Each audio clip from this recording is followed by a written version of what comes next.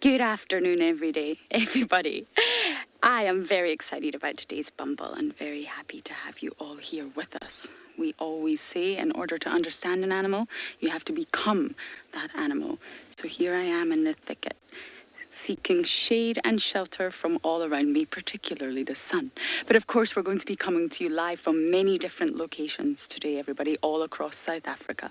So get ready, it's that time of day for your live safari through the African bush.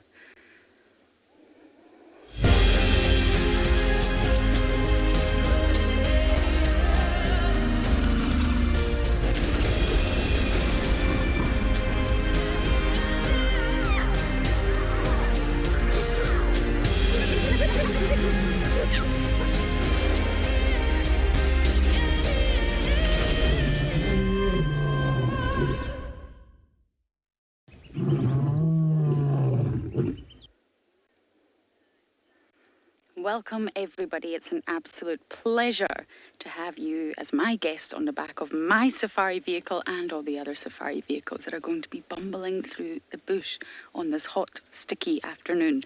My name is Lauren. I do have Davy on camera, and here I am, nestled into the thicket. It's actually very pleasant. You can see everyone, but they cannot see you. No wonder the predators hide like that. Now, I just want to apologise for the delayed start. Sorry, everyone, but here we are now. Slightly late, but better late than never. So I think I should probably extract myself from the vegetation. What do you think? Hopefully I can be very graceful about it. And here we go. I have removed myself from part of the landscape. We are here at Treehouse Dam. It's a hot day. The weather is slightly confusing, to be honest with you. We've got some dark clouds, some patches of blue sky and sunshine. So I'm not entirely sure what this afternoon will bring weather-wise, but of course we do our very best to look for the big animals and the small animals and everything in between. So everyone, you must talk to us. You must send in all your comments and questions. And how do you do that? Well, hashtag WildEarth on Twitter, at FC on the YouTube chat, or you can head over to the website, register, and leave your comments on the live safari page. But kids, we want to hear from you the most. We like you the most. So send in your questions via email. And that email address is kiddsquestions@wildearth.tv. Are you ready, Darby? That was fun. In order to understand an animal, become an animal. Okay, we're going to bumble south. We had a wonderful sighting at the hyena den this morning, and I'm very intrigued to see if we can potentially find any leopards today, which we've not been so good at lately. So as I bumble on south, let's take a look at the weather across all our locations.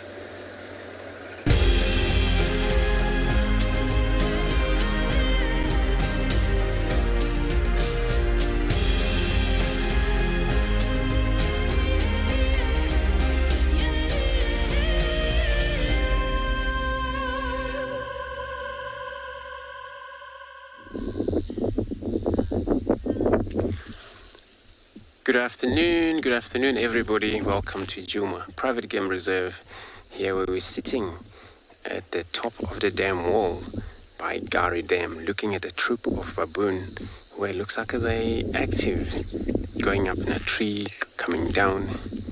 This is all the active of the day. Probably I think they've been active around in this area for quite some time. My name is Andrew. I have Mpo on camera this afternoon. Good start looking at the troop baboon, which they are a troop in group, and it's all mixed of all the different younger females, males in that group. They're not territorial animals, but they're more likely to keep one group at a time. Hardly for them to be able to mix with a different group where there's a dominant male somewhere else. That won't work well though.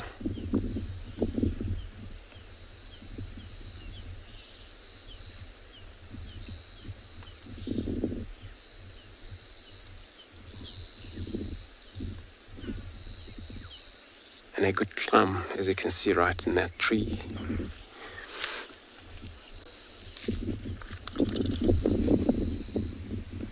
It's just sitting, probably feeding on something.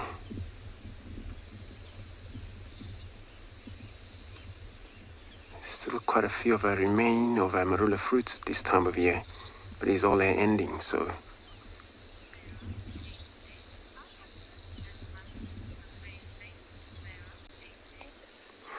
Sarah, age 8. So you're asking if baboon and the monkey is the same thing? No, it's a different thing, but they're all primates. So it's quite a lot of a primates, including all of his bush babies and things. Are we a primate?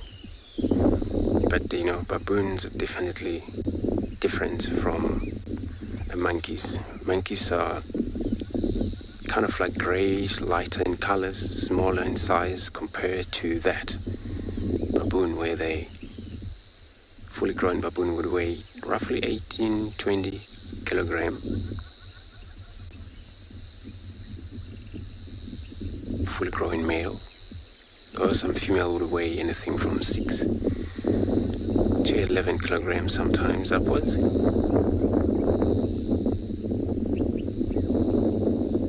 So yeah, there's a difference, and they don't get along, these two different species. Whereas the monkey's baboon, and the monkey has to stay away because they always get trouble from the biggers. The species, as you can see, they're all bigger in size, these chacma baboons. So I'm going to stay put here. Hopefully we see them coming closer and closer to the Gari Dam wall.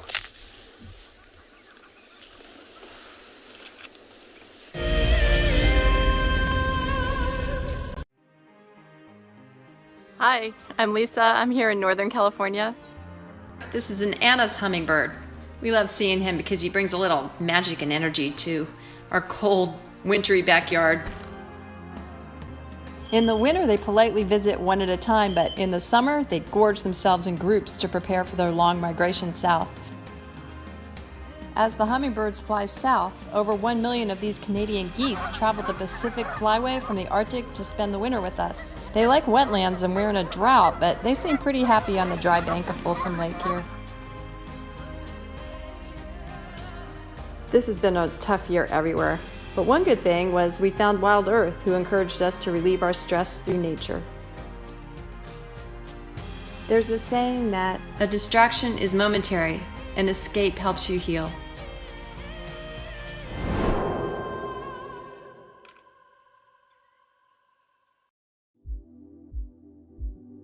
We get asked quite regularly what are the differences between African and Asian elephants. We caught up with Haresh, who's from Leopard Trails, which is based in Sri Lanka.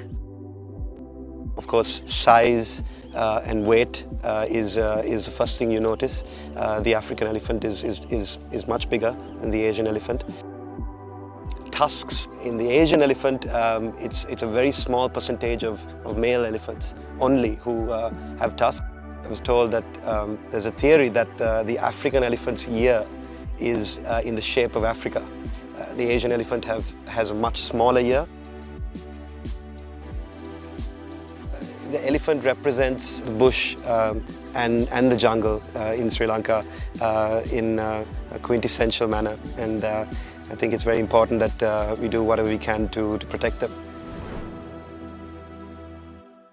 My name is Steve, and one of my favorite things at WildEarth is getting questions from you. The type of questions that I really like are those ones that really help us to unpack and understand and really integrate the ecological knowledge and fully appreciate the importance that animals such as these Cape buffalo bring to the ecosystem.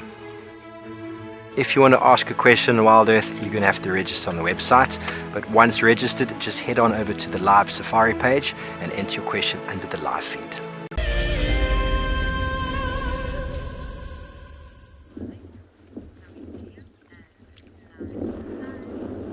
Good afternoon, everyone. It is a beautiful afternoon here at Tswalu Kalahari. A little bit of clouds in the air, which provides us with a little bit of relief every now and again. The breeze is still pushing a little bit. Well, actually, more than usual from the northeast. And we've actually picked up on the female cheetah that we've been following from September. That one with the three small cubs. The cubs are a little bit of a distance away. We can't see them now. We just saw them popping up, so they actually moved to a different tree. As you can see, this one is not too great to facilitate 4 cheetahs in the shade, but very happy that she's looking well and also doing good. By the way, guys, my name is Moritz. Behind the camera we've got BK, and yeah, so they look quite hungry, and she's been paying quite a bit of attention to a herd of oryx that's just to the north of her. We'll show you now where those oryx are. Now, for her by herself, because these cubs are only about 6 months old now, for her by herself, it is going to be a tricky situation. It's a little bit behind the bushes, I know, guys, but yeah, you get the general idea. It's a rather large herd of oryx, and she won't necessarily be able to take down that.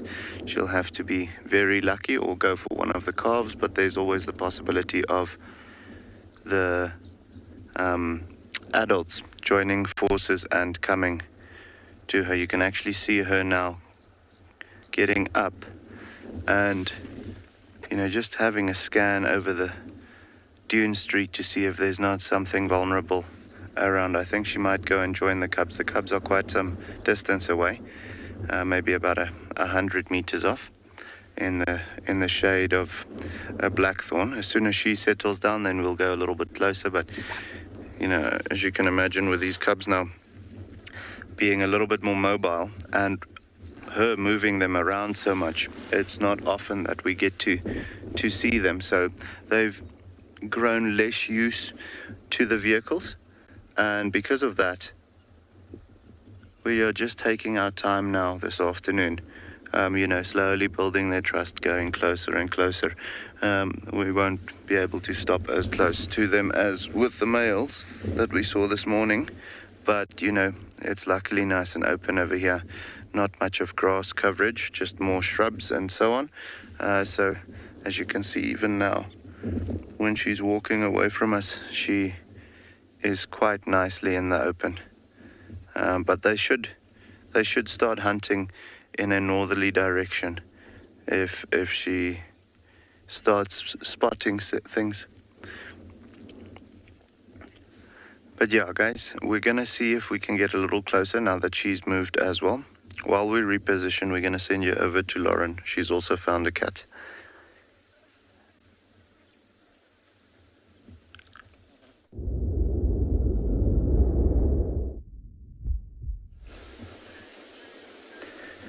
Good afternoon, everyone, and welcome to andBeyond in Ngala. We are basically back where Nick was this morning. So back with some of the Birmingham lionesses. At this stage, we're missing the 2 older youngsters, but it could be that they are just a little bit further into the shade there. As you can see, with the lioness actually lying in the sand, her mouth is open and she's extremely hot. So yeah, welcome to andBeyond in Ngala. My name is Rowan, and then behind the camera we've got Owen Dahl, or OD, and I'll be your ranger for this afternoon. So we've decided to come back to this site, which is just on our left here.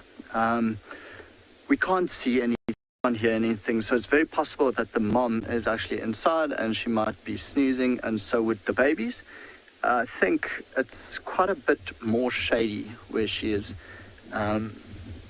But it might be very, very, very humid. Now, I was thinking driving here, it's actually tremendous because it's about, it's 11 months ago now that we were sitting here with the young Birmingham lioness waiting for her to reveal her cubs. And here we are, exactly the same spot 11 months after, waiting for a different lioness, hoping to see her cubs. So I've not seen the cubs yet. I think Dan saw 2 of them being carried across the river. Russ, for National Geographic, he saw 1 being carried across the river. So we're not too sure. There might be 3 of them, there might be 2 of them, there might be 4 of them.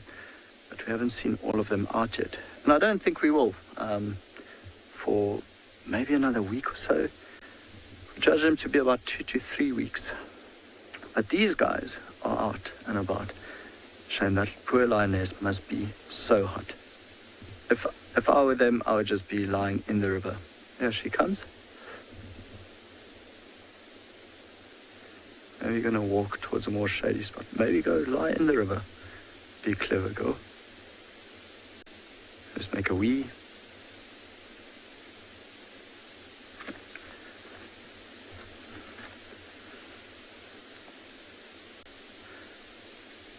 So you would know if this was the mother, of the 2 youngsters whose den site we're sitting next to, what she would actually do is dig a hole a little bit and then urinate in it so as to mask her scent. She doesn't want anything else to know her or to smell that she's standing here.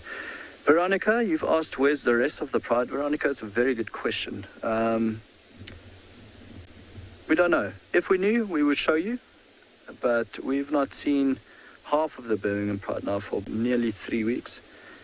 And the mother with the 3 youngsters, I think she could be a little bit further east here in the riverbed, potentially.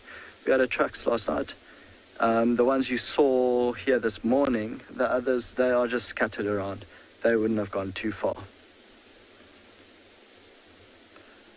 It's amazing. So the one that is framed up now, cleaning herself, she's the daughter, one of the previous daughters of the lioness that now has the 3 baby ones, the ones that are about 11 weeks old.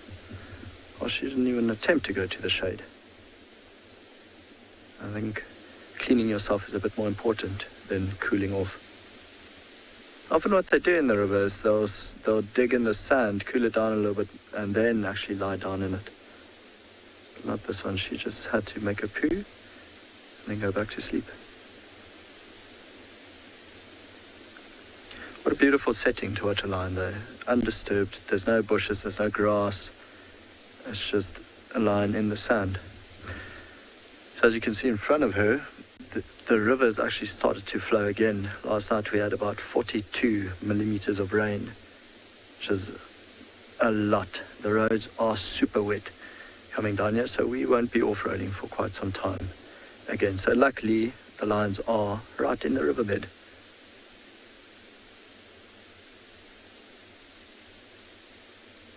She looks exhausted. Okay, there's a big cloud blocking the sun now, but it's still humid. And after this amount of rain, it's very, very, very humid here at Ngala.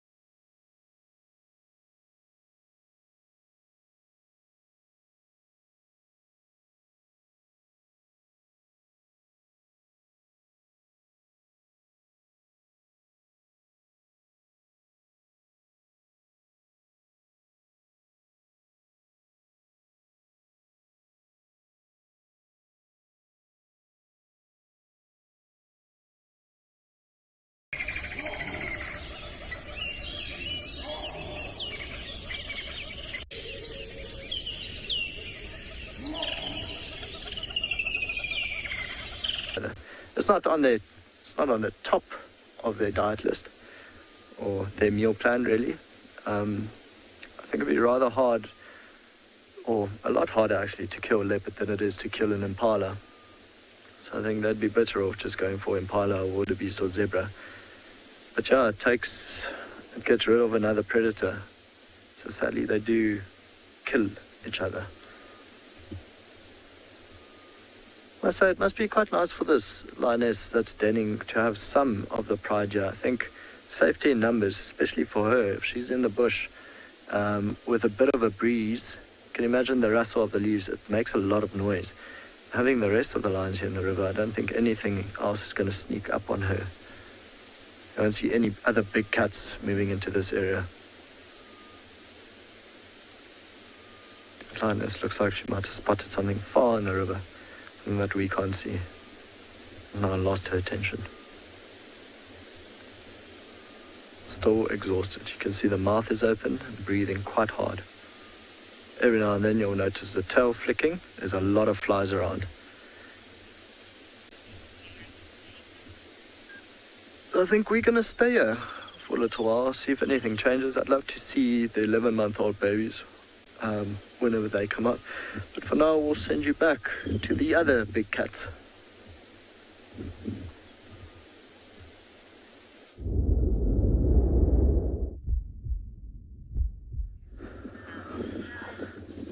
So, okay guys, you can now see they've all gone and laid down under the same bush.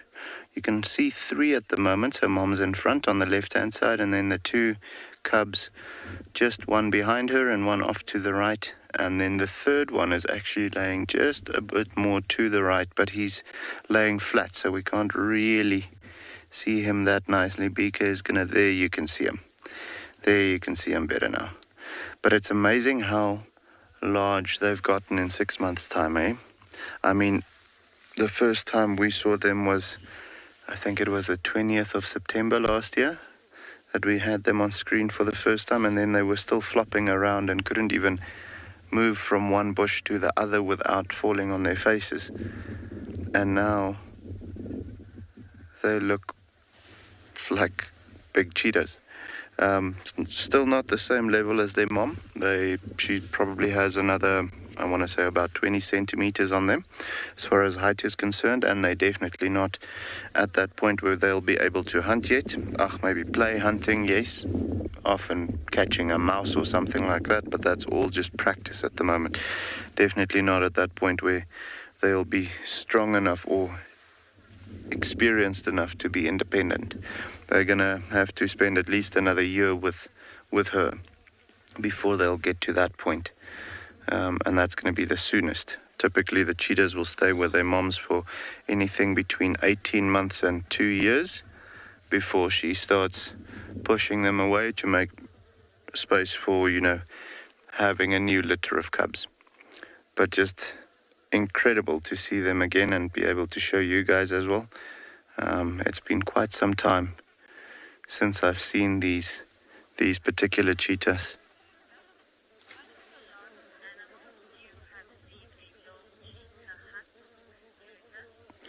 Luther, the largest one, I've seen a lone cheetah hunt.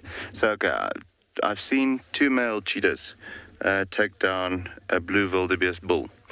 But a lone cheetah, the largest one I've seen them hunting was a Sabi. So I want to say Sabi slightly smaller than an oryx, well, quite a bit smaller as far as body weight is concerned. But height level more or less the same, maybe about 20 centimeters shorter, 20-30 centimeters shorter on the shoulder than what an oryx would be, but considerably smaller as far as the muscle is concerned.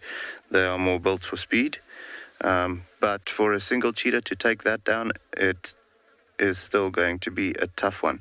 I have, however, seen in places like the Mara and so on, not with my own 2 eyes, but on television, I've seen them taking down by themselves sub-adult blue wildebeest and those types of things, when they come through when the migration is at full tilt.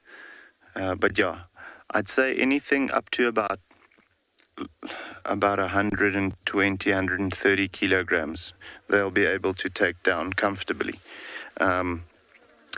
Obviously, being more prone to go for things like springbok and impalas and those sized animals. And, you know, in the case of a mother with small cubs, when she has to feed frequently but not be away from the cubs for too long, they'll then go for things rather like steenbok and, you know, the babies of oryx, of blue wildebeest, all of those things.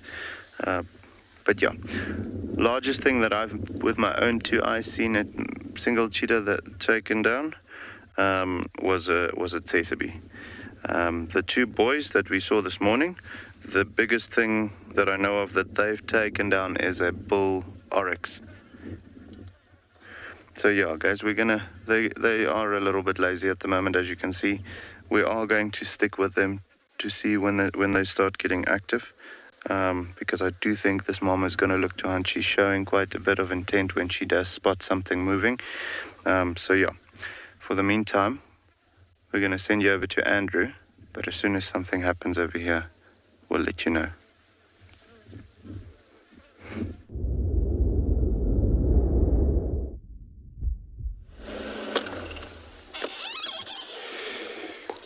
Thanks, Maurits.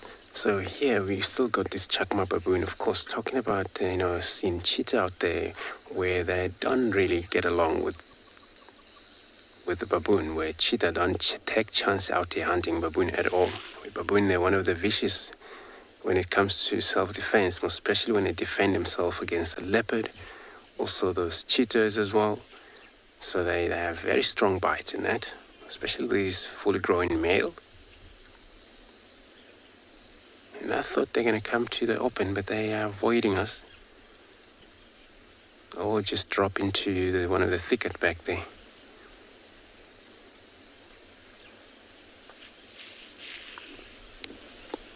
All I would do is just going to reverse back if there is a more visual. You can hear them.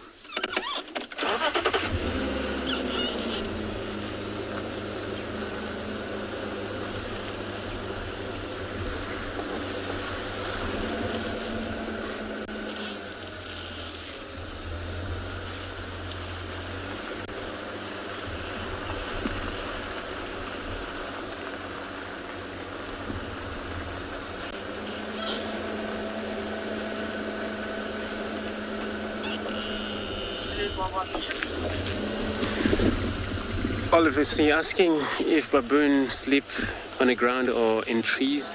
So they sleep up in trees at night. And they choose trees that is safe for that. And then they sleep. A tree's got to be a lot of branches, where this combined tree for safety when they are tucked usually get hunted by leopards at night because they can't see well.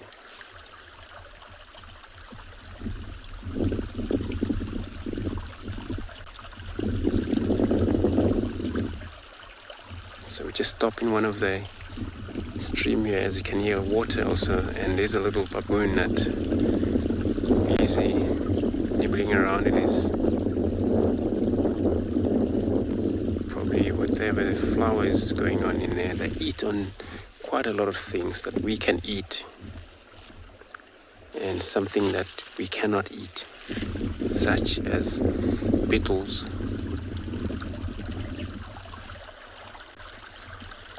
They would eat scorpions. But when it comes to a fruit, any fruit, berries, flowers.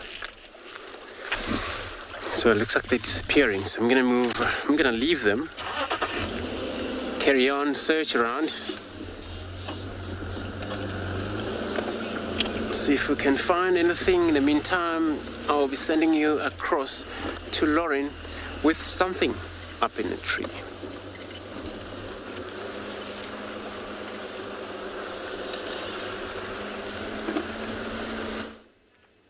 Mrs. Batelier is on her nest once again. I still can't see anything. wings moving, no creamy white head bobbing up and down. I just wish we could see what was going on up there. Now, as I mentioned in the opening, to really understand an animal, you've got to become that animal. And there's actually a word for that. It's called theriomorphic, and it means to become the animal you are describing. I thought I would share that with you. Davy looks very impressed. Are you impressed? Very. Very. Yes, I do like words. I get tongue-tied all the time, but I do enjoy words. To become the animal that you are describing. I don't quite know what animal I was trying to be in the thicket, but, you know, it could be many. So with a 2-month incubation period, at some point, we're going to see a chick. Normally with raptors, and generally speaking, the chicks are born quite altricial, but they grow fast, especially with the likes of Wahlberg's eagles. They grow very, very fast, ready to leave the nest very shortly after hatching. But this will be my first Battelier chick. If Mrs. Battelier here would be so kind to let us see your offspring.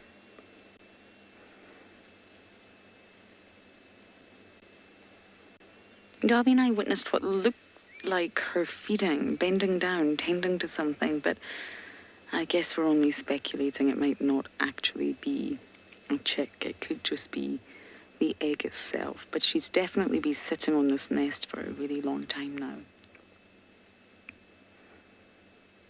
And if the bush teaches you anything, I can assure you it's patience. You've got to put your patience pants on before getting on a bumble. I hope you've all got your patience pants on at home right now. So one day we're going to get lucky. And we're going to see some sort of movement. We see juvenile Batteliers around here. One of the most confusing raptors for me, because they really don't look anything like the adults. The body shape changes, the flight mode changes, the tail shortens, the plumage changes. It takes a while to figure out, that's a juvenile Battelier, but I've never seen a chick.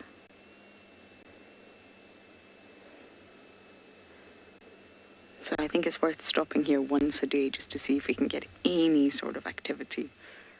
But sadly, that time is not now. And you can see the nest is very high up in the tree. So we're never going to have the best visuals, but I think once a chick starts to move around, stretches wings, which is a really important part of chick development, we're going to start to see it, I think.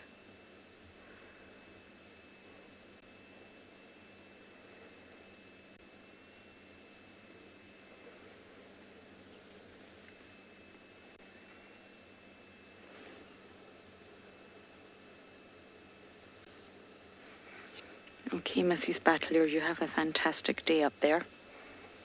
We will be back tomorrow.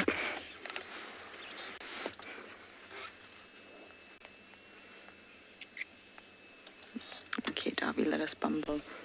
Just having a little look at the vegetation here. Just in case you can see any insects.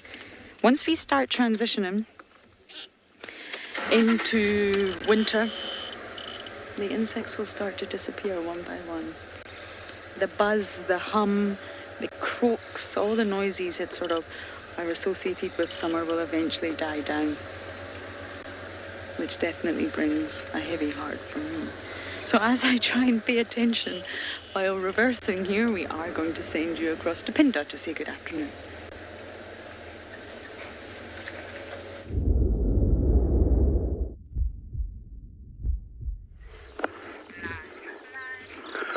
Welcome everyone to Phinda and Beyond.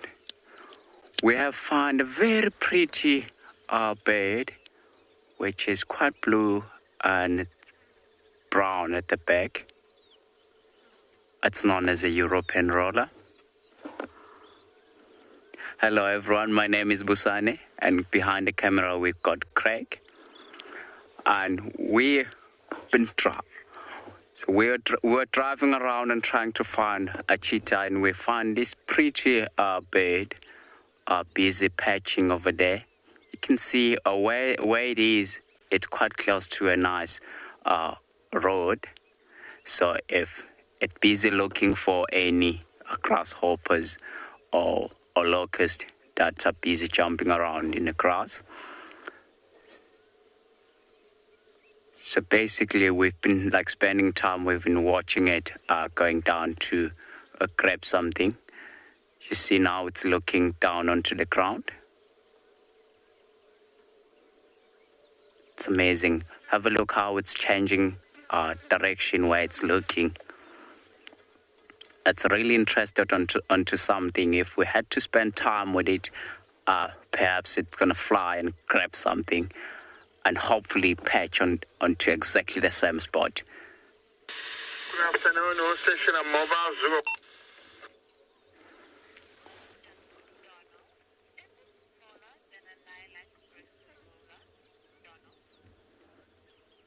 Donald, it's very similar with the lilac-breasted roller, but this one it's a European roller.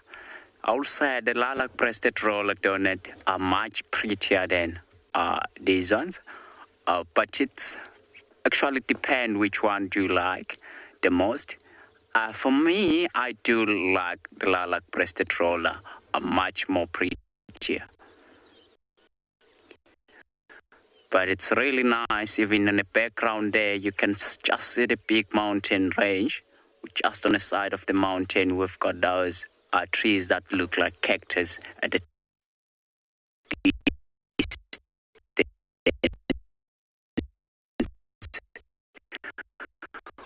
which they know as euphorbias. So they only grows on the side of the mountains.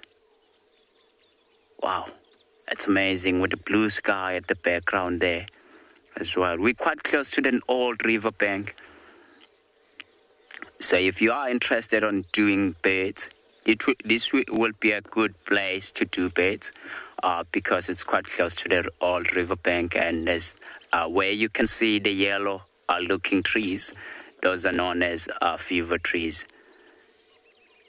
So if you do get time or you want to visit us, you can come here and we'll take a walk and we'll show you some interesting birds. We've got some very, very unique and birds that are only endemic in Maputo land where we are right now. You can see that a European roller is busy looking on the ground there. So I think our plan for this afternoon, it was to look for cheetah, and we did search around that area where the cheetah was last seen. But now we're going to keep driving around here and see what else we can find.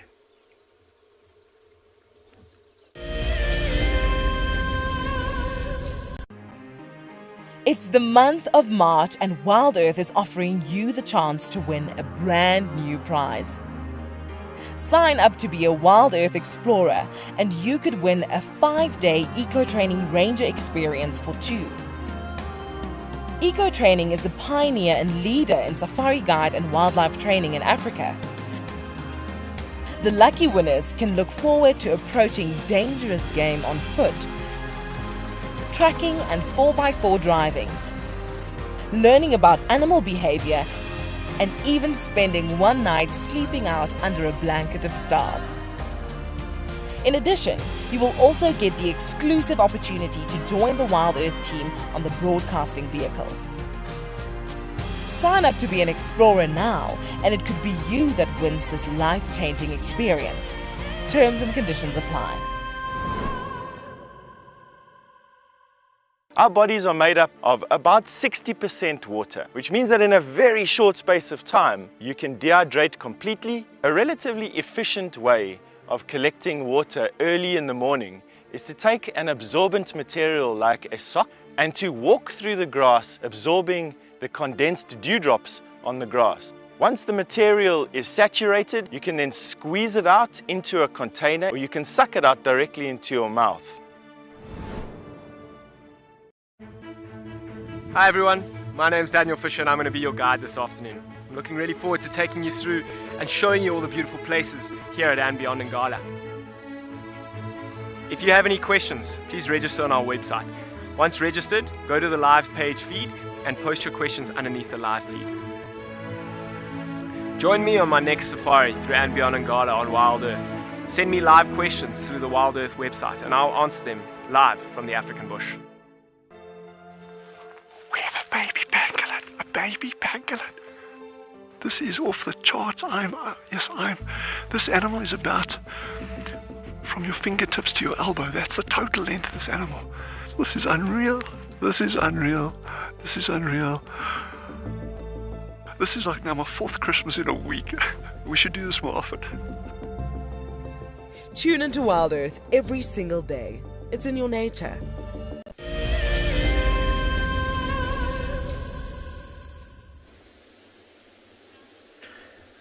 So we're still with the lions, and that lioness, she was sitting up for a little while. I think we probably went for about maybe 10 minutes without cloud cover, and then this big cloud just rolled in. Lovely. Much better for us. Even brought a few raindrops. But so she sat up. Actually, her head was up. And then when the cloud rolled in, she just went boom, back onto her side. The other two are still very lazy. They're in the bush.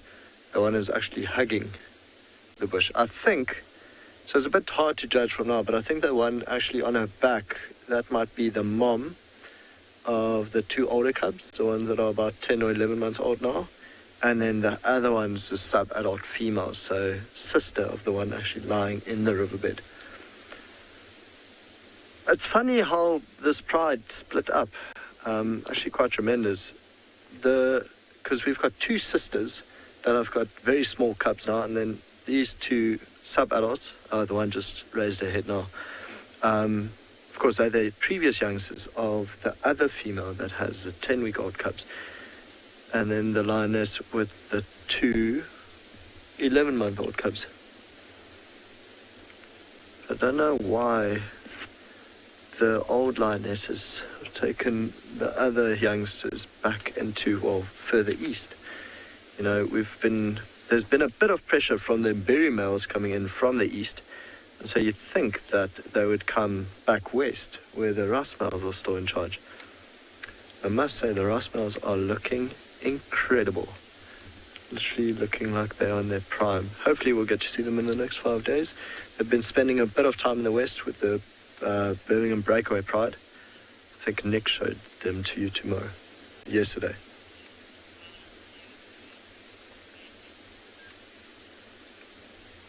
Candice, I think, asked Dennis, asked how often does the pride leave Ngala territory?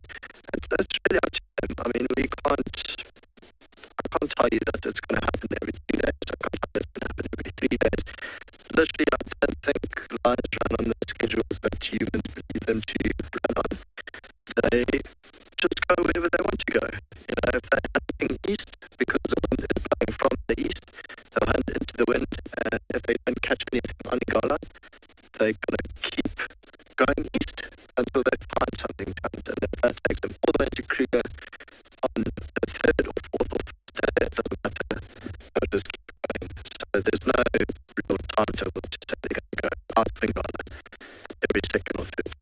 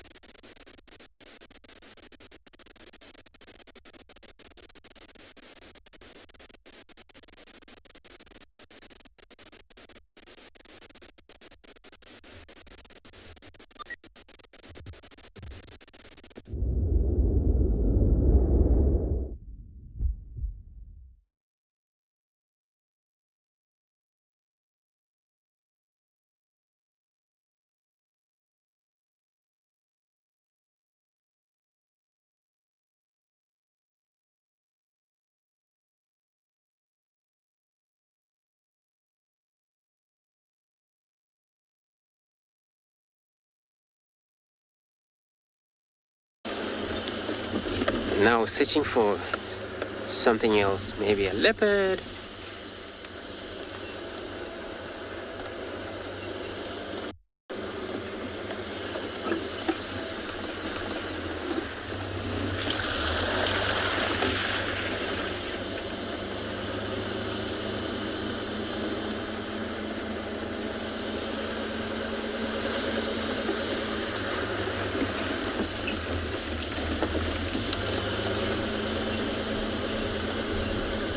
All cat species, they're more likely to be, especially wherever they are.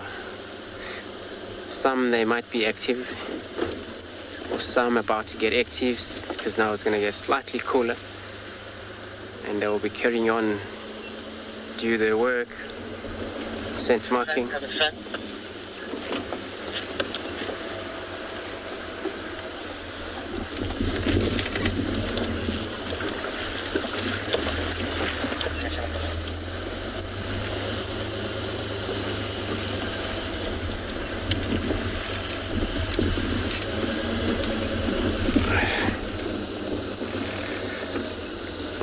FC, I don't know. Well, I'm in an area where I always pick up signal, and so I'm not sure. I don't know what's going on.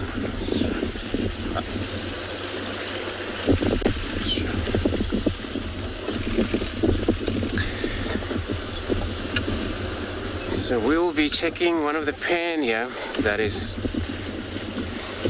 well known of maybe some plants, flowers around, which you often see.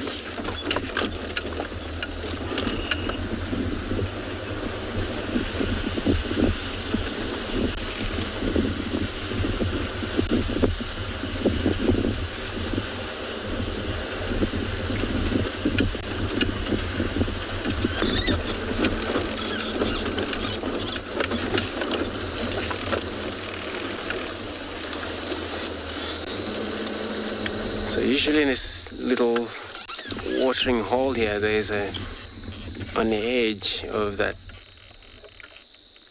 this pond here, there's a little round kind of leaf floating in the water there. There's one of the lilies which grows in the watering hole.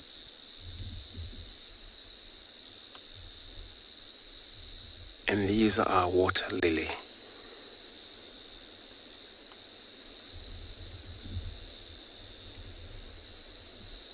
And then most of the watering hole, they would have them.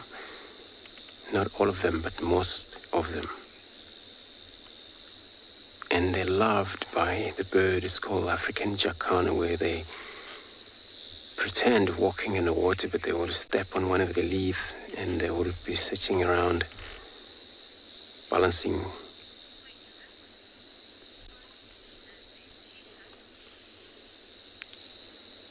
So I'm going to carry on search. I'm going to be sending you across to Tswalu with a cheetah.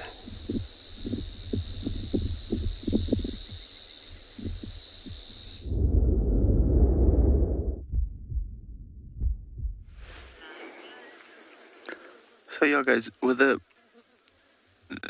cheetahs, as you can imagine, with the sun still being out, they're not too active, but there's definitely some intent shown from the mother's side. She's constantly scanning in the northerly direction. At a point we thought she might have spotted something because she sat up and she was staring off to her left-hand side now. We tried to see if we can see what it was that she saw, but it might have just been, a branch moving funny and her eye catching that and so on. But I'm almost 100% certain that she's going to look to hunt this afternoon. So that is a big bonus if that happens. Even just spending time with these cats is already a privilege. But I really do hope that we get to see some hunting activity. Those cubs are still so cute. Those chubby faces, nice and round, and you can see the hair on their bodies are still relatively longer than what you'd find on an adult cheetah, just to keep them that extra bit more insulated during the evenings, so that they don't get too cold. as long as their bodies are small, they are prone to lose a lot more body heat when it's cold. So it's always better for them to have that thicker layer around the body, just to make sure that they don't get too cold during the evening. You know, as dangerous as it can be to overheat, it's just as dangerous to cool down too much, especially when the internal organ starts losing temperature. Then you've got a problem.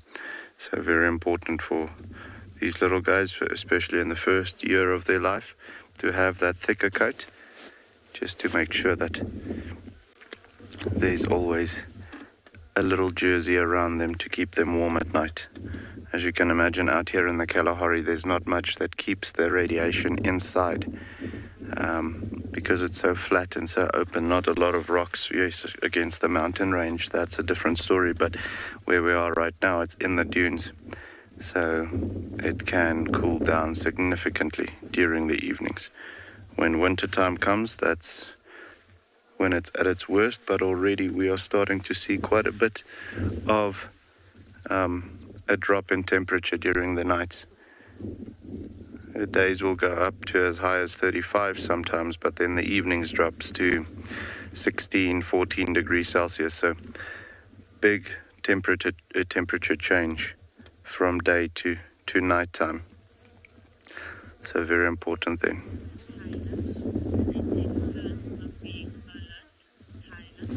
Kyla, yeah, absolutely they do. So that's the plus side of being more than one cheetah together, because then they can, like we're seeing right now, have most of their heads down for a considerable period of time while one of them is paying attention.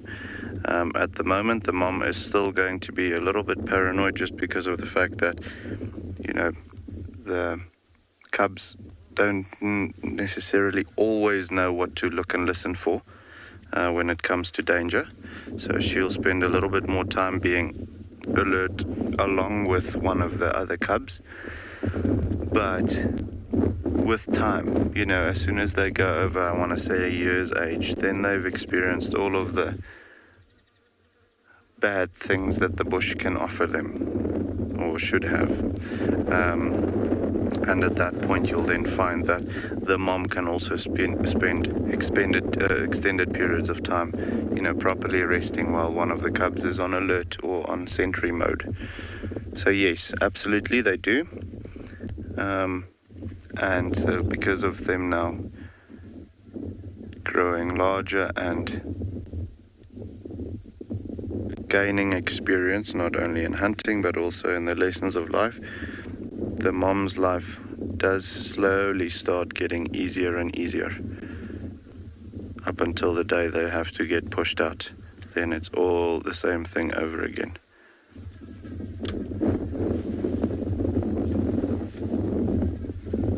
But yeah, ideally situated to scan for the something like a springbok or a steenbok coming into the dune street this evening.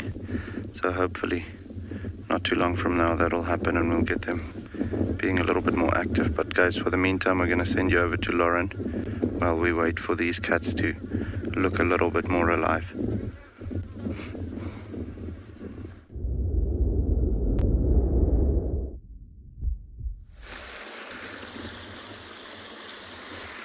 We did have two. This happens every time one of them flies off. No, that's an Egyptian goose. Sorry, Darby. It's a monogamous pair, and I just love seeing them together. I think it's fabulous when you see them sitting on the same branch, because, of course, they're such fabulous birds. The fish eagle. Now, we are at Chitwa, in case you can hear the running water, which is actually terribly relaxing that I'm almost falling asleep here. And we do have an elephant, a big male, who looks like he's actually been in the water himself. He's rather dark, so he's obviously been splashing around. But he's right at the other side of the dam, but we'll give you a view from a distance.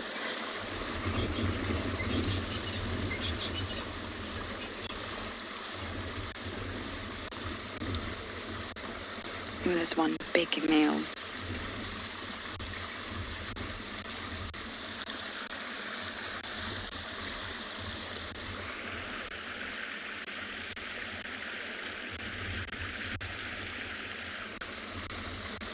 Running water is definitely one of these sounds that relaxes me. And Darby was telling me all about these sounds that you can research. What are they called again? ASMR? ASMR. And you can find a whole range of different sounds, from people crunching, to birds shaking their wings, to water running, to thunder, people opening juice bottles. Ah, there's a croc. This is what we've been waiting for. He's popped his head back up. Oh, he's just gone back down. And yes, you can Google all sorts of different sounds, and it appears that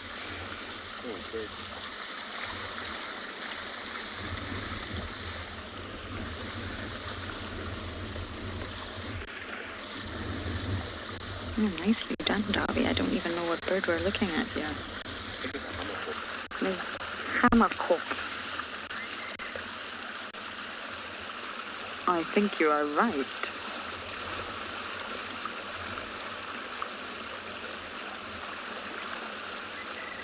Right over the elephant.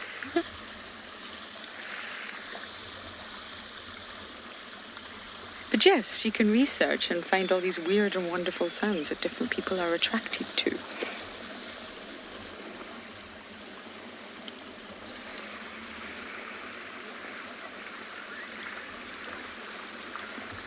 Molly, yes, crocodiles are very common in Chitwa. And there's one, we're actually eye level, and there's one that keeps popping up and we're getting beautiful views, but then goes back down again. And reptiles are very difficult to sex. Very, very difficult. You can't really immediately... Ah, there we go, Davy.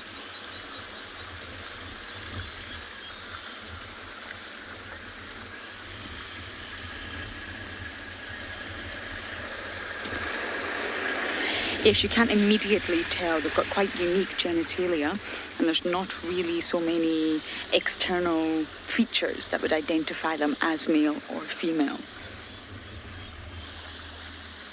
Of course, when they're mating, you're able to tell who's fulfilling which role, but otherwise it's not so simple.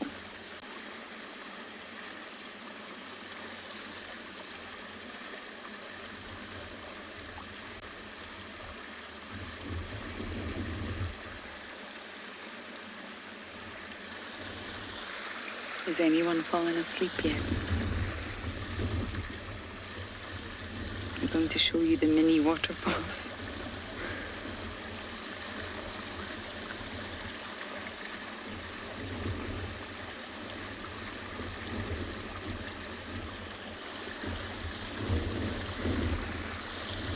This is the first time I've seen Chitwa this full.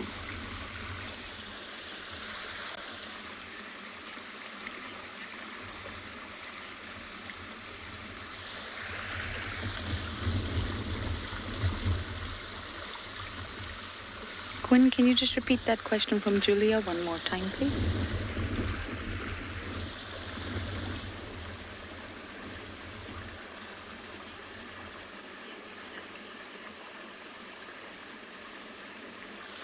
Pattern. Does a crocodile skin have a pattern? It's got a very mottled appearance. So yes, I wish you would just surface again so we could sort of give you a view. But yes, the Nile crocodiles that we see here, they do have a sort of mottled coloration. It's all sort of the same colour scheme, if you like. But yes, they do have patterns on their scales. And the scales are very, very thick, which of course protects the crocodile. Their own individual armour, just like snakes have scales, as do lizards. And crocodiles will continue to grow for their entire lifetime. They don't stop growing like we do. And therefore their scales will continue to build up and build up.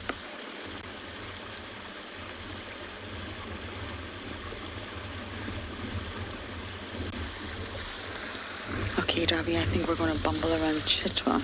Everyone is on the radio looking for leopards today.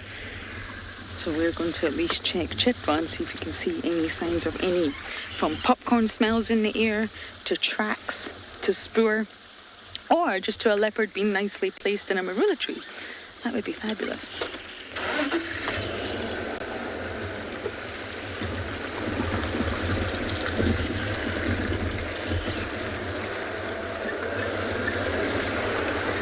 Okay, as I search furiously for my spotted cats, we're going to send you across to Ngala with their lions.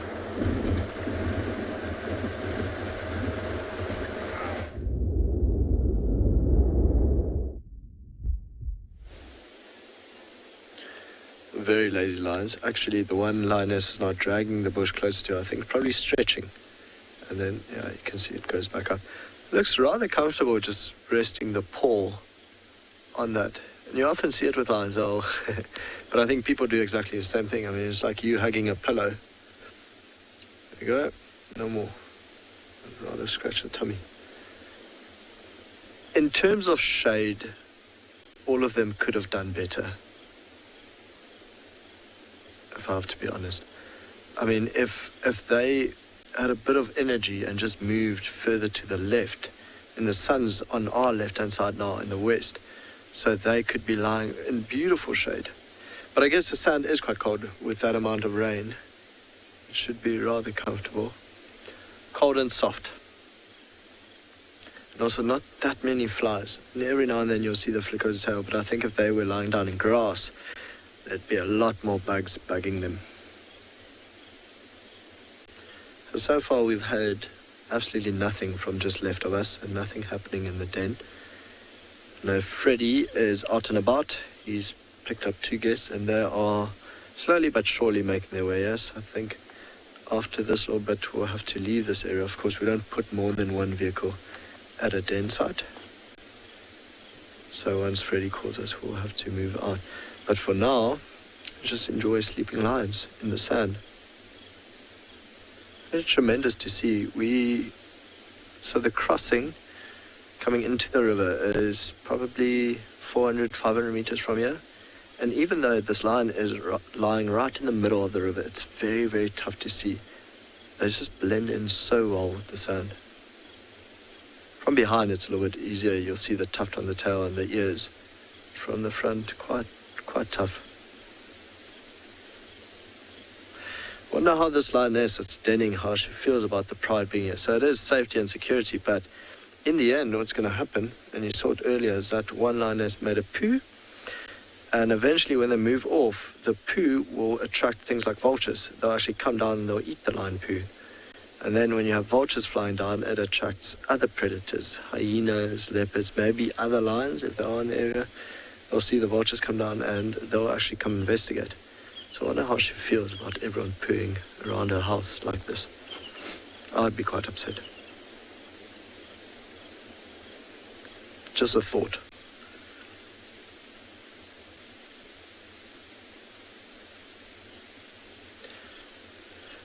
So I think what we might do is just let them snooze, let Freddie actually come in here, and then we will go further east in the riverbed, see if we can find maybe the other lioness with the smaller babies, the 10-week, 11-week-old babies, see if she's around, and let Freddie come enjoy this view with his guests.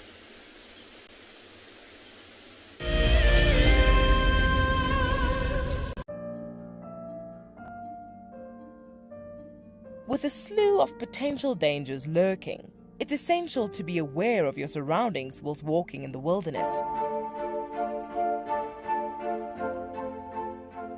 20 yards away from one of the most endangered species.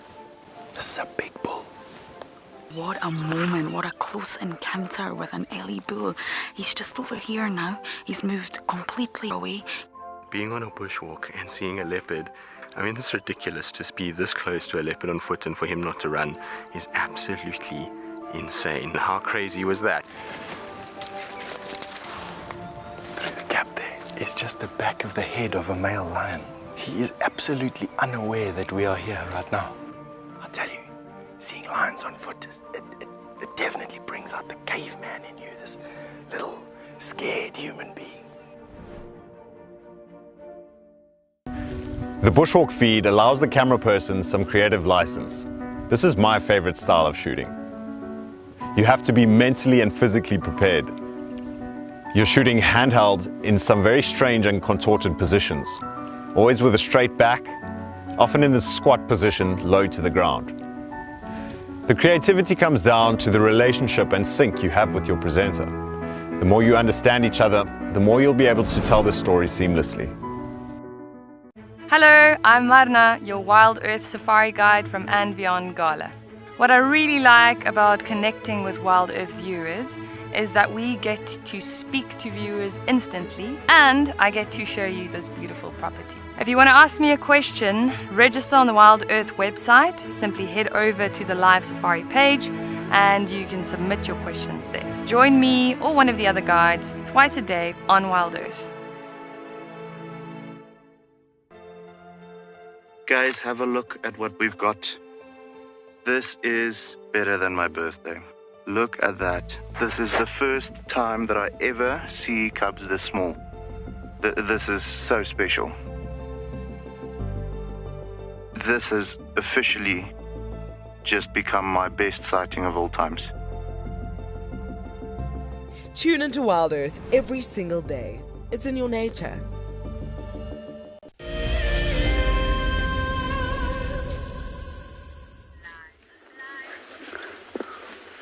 Wow. So we have found the head of buffalo. They were busy wallowing earlier on because it was a nice cool day. Have a look how they covered with mud still. So they still are standing around the pen system where they were busy wallowing at. But have a look at this male here. He's very interested on that female. So perhaps that female, she's on estrus. So he's trying his lucky. That's amazing to watch. And have a look here. You can actually tell the difference between the male and the female judging by their horns. Have a look at the one that's standing behind the female and the thickness of his horn compared to the female in the front.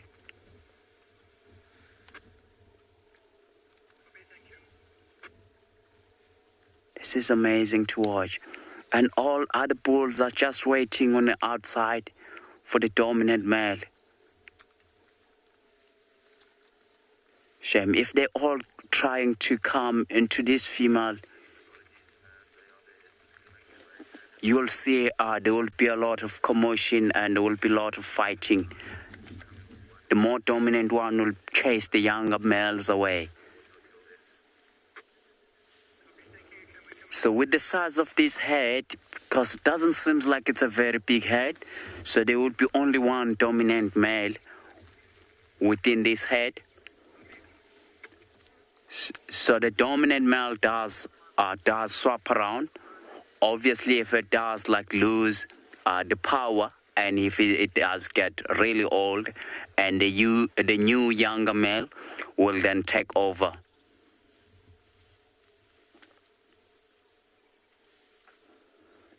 But it's so strange.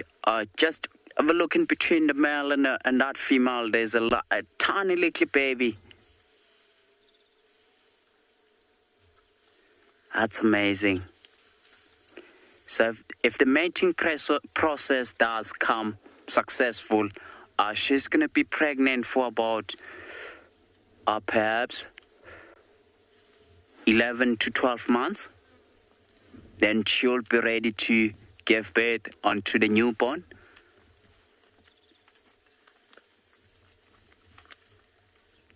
Wow, they really covered with mud.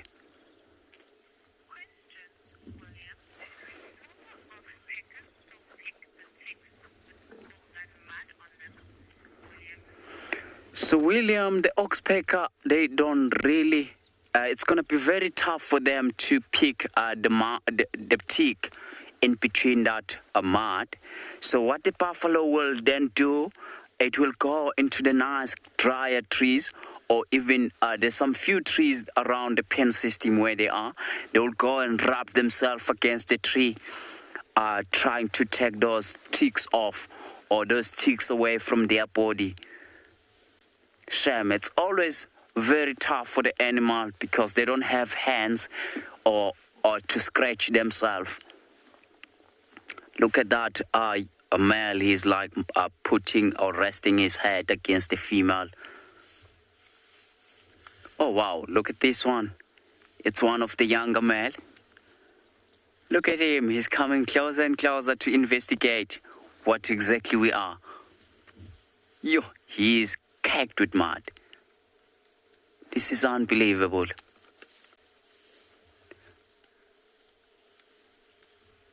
So with them, with that mud as well, it's also helped them a lot to cool the body down.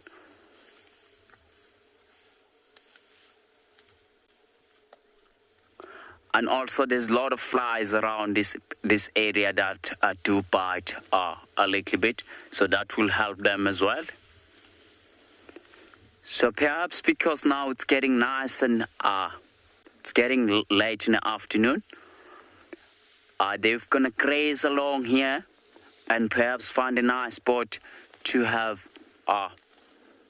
to sleep for a night, because they classify as the animals that are known as crepuscular, which is the animal that active early hours of the morning and late in the afternoon.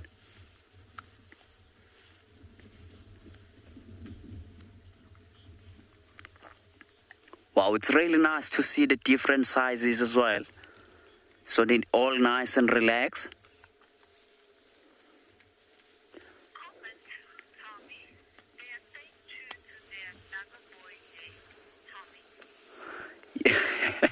Yes, tell me, they do. You can see why they call them dagger boy. It's because they're spending a lot of time wallowing in the mud. And what might spook them, it's if the pride of lion does come here, then they'll all like rush or run away. And perhaps after that face the predator. Although our lions, they don't really go for buffaloes because our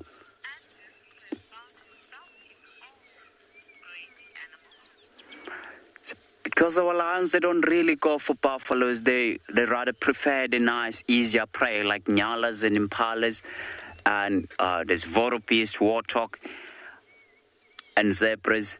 So I think after this we're gonna slowly start heading to the direction where the lions were found this morning and try to find the lions again.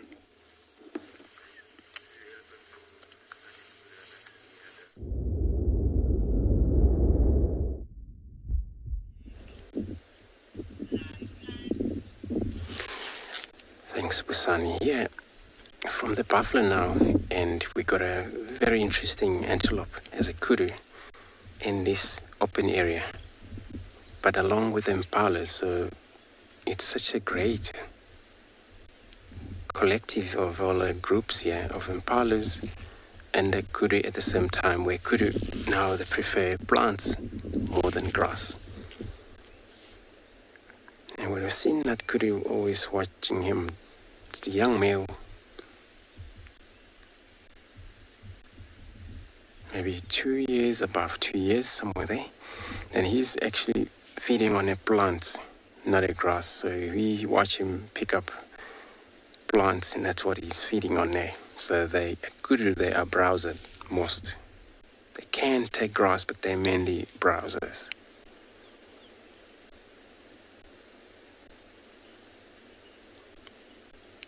He's already starting to gain a ridge underneath of the throat, his throat, so that a little beard hanging down. There's a ridge, but also the top of these humps, also another mane that remain up, that present a male kudu. But it's not yet big enough.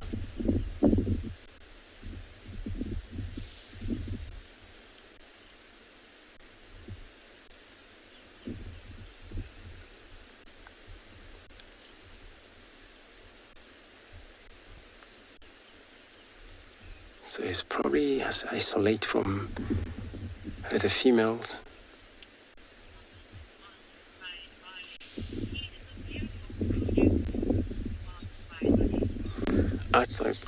Ali, you say it's a beautiful kudu. Yeah, indeed it is. And he's well brave enough to be able to actually be around impalas where it's probably one of the safety way of being survive out here in this bush. Where when you're alone, of course you isolate yourself out there. Nobody help you for lookout.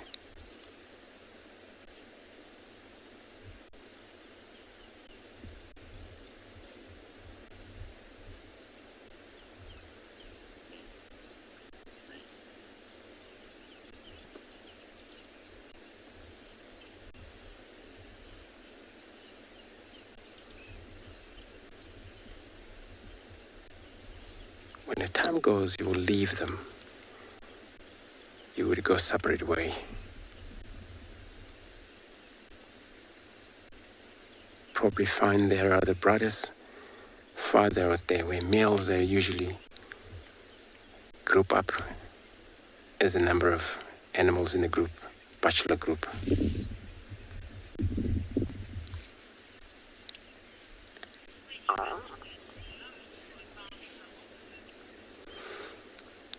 So I'm gonna check around, also listening around here. If there is an alarm call or anything for cats, I'm gonna be sending you across to Lauren, also who she has a herd.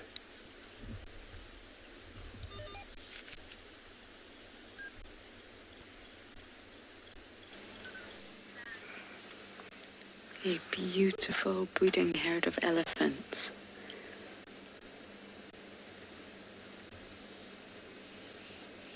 There's nothing quite like it. I love seeing a lone bull, but really nothing compares to seeing a breeding herd.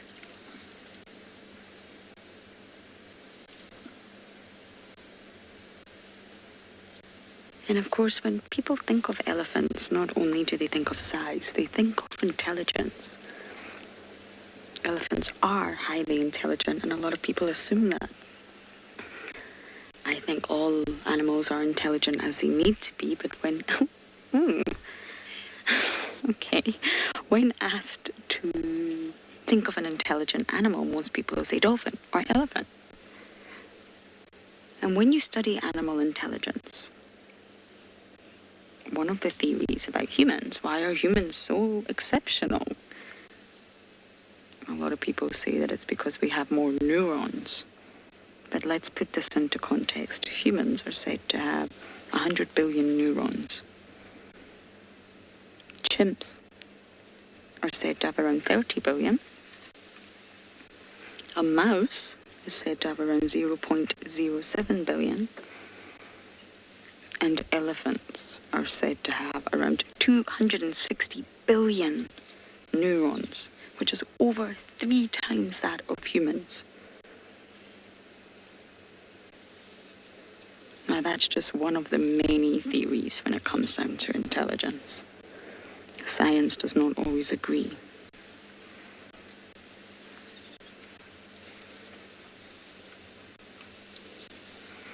It's also not just...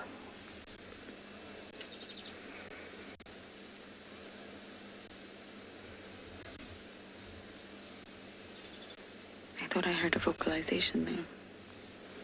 Oh, this one's got a grass hat. It's about to walk in front of the vehicle. I love it when they put grass on their heads. Oh, the youngsters are coming.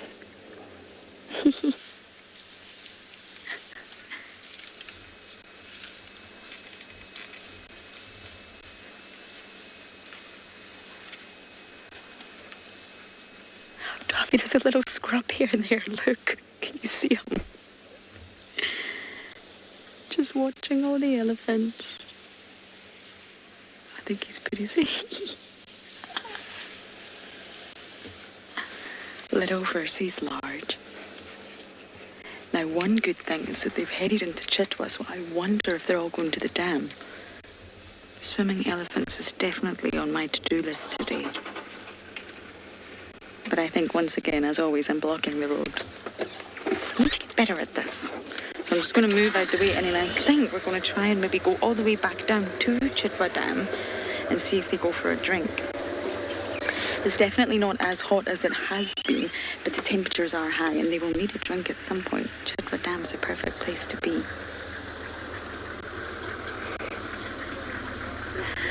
Aubrey drove past me when I was in the tree this morning, just adding to the fact that he thinks I'm crazy. Okay, they're all heading into Cheetah.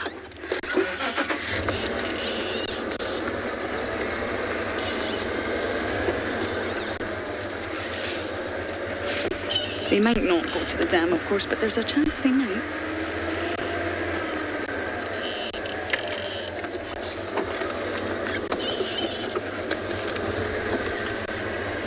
Oh, they're all drinking at this little pan here. Excellent, excellent.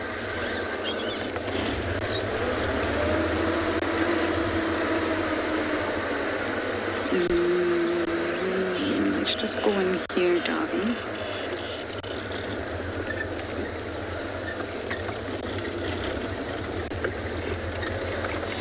They're actually not drinking, they're feeding. How is this?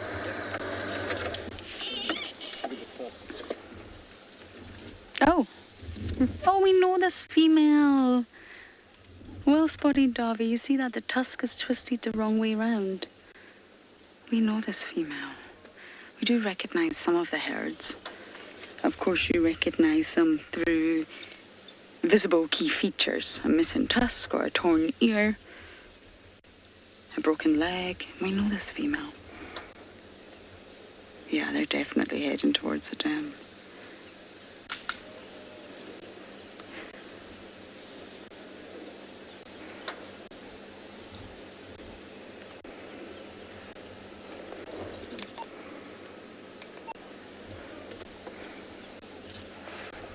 Okay, let's go around and see if we can catch up with them and follow them all the way to the dam. They can smell water from miles and miles away. And elephants are very fussy drinkers. They like clean water, not stagnant water that's potentially covered in algal blooms.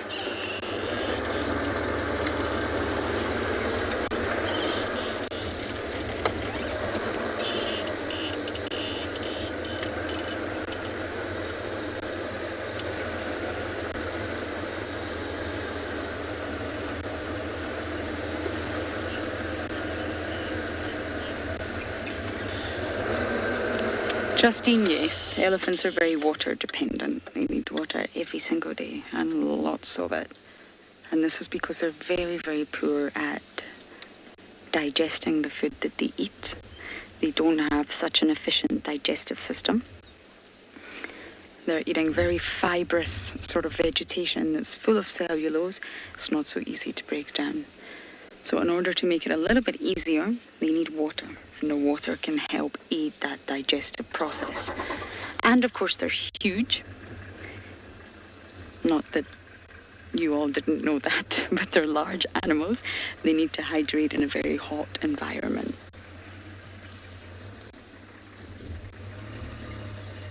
I can see a little one having a mud wallow there, Davy. Let's try and see if we can go around. There's nothing quite like a baby elephant sighting.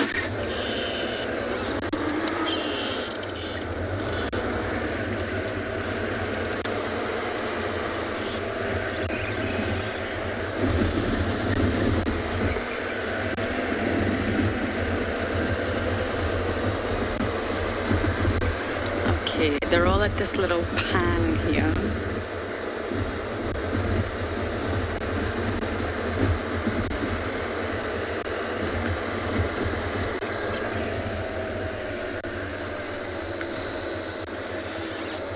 I just want to be really careful and drive extremely slowly. Ah, there she is. You see her, Davy. Many of you are thinking that this is Fang. I think you could be right.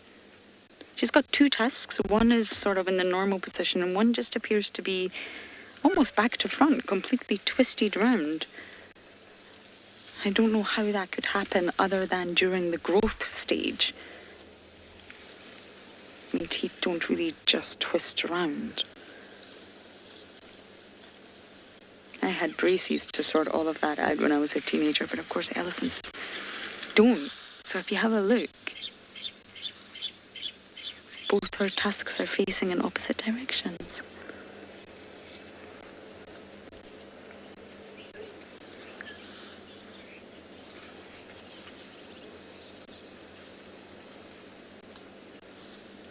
And of course she's found something delicious and not given a view of her tusks.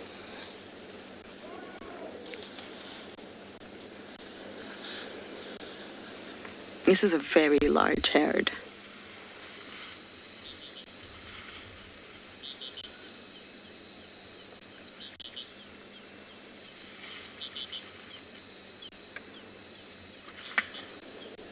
Do you see? Look at that.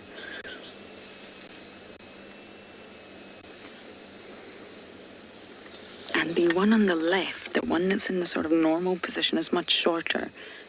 And that's because that's the only option, the only tusk that she has to use when digging up soil or debarking trees. So that'll be the master tusk because it's the only tusk that she actually can use. Wow, she's right in front of the car. Okay, as I watch this wonderful elephant herd, we're going to send you guys across to Busani.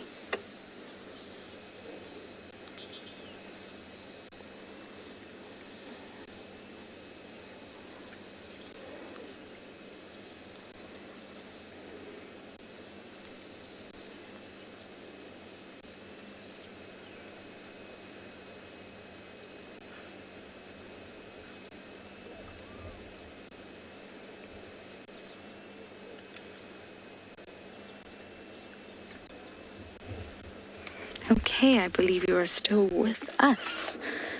So let's just drive ahead a little bit and try and see if we can catch up with them.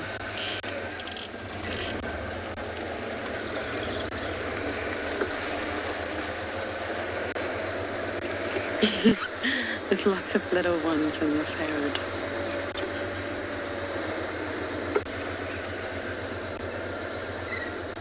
Okay, let's just stop here.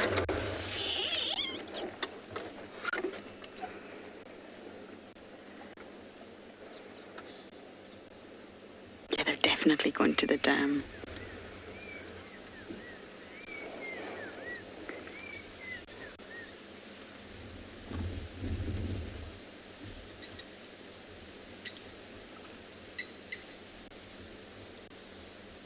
I love seeing an elephant herd where you can see all the different age groups. From the real youngsters that are slightly unsteady on their feet, to the older ones, to the teenagers, to the adults, to the real matriarchs. And to age an elephant, it's best to look at their size, really, but it's not easy. It's really not easy. You can only sort of gauge the age, if you like, rather than specifically age them. And the best thing to look at is size and sort of body shape.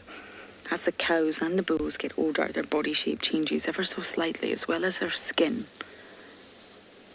But you'd have to look really, really closely to be able to look at these details.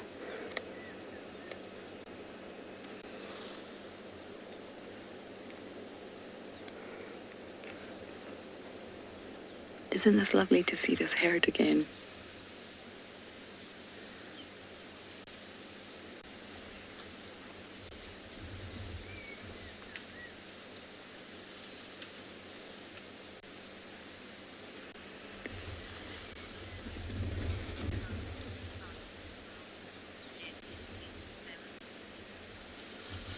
Jenny, you're 7 years old and you're asking about elephant tusks. And normally you will sort of start to see the tusks growing in an elephant at about 2 years old, give or take. But sometimes you get tuskless elephants, believe it or not, where their tusks just never grow. It's normally a genetic thing. But the tusks, they do have tusks which are just modified teeth present at birth. And they are just milk tusks, just like we have baby teeth or milk teeth, whatever you want to call them, that fall out. And the fairy the tooth fairy comes. My tooth fairy was called Fair Enough. She was very good to me. And then the adult tusks start to come through, and that's normally at around 2 years old. But they start growing inside. It's almost like an iceberg. So just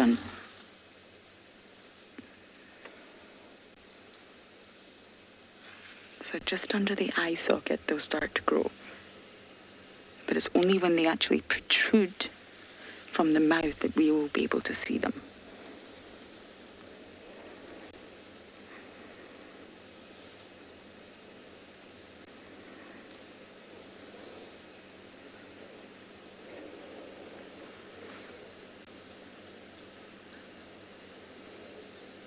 Okay, I'm going to keep up with this herd because I am convinced they're going to head to the dam.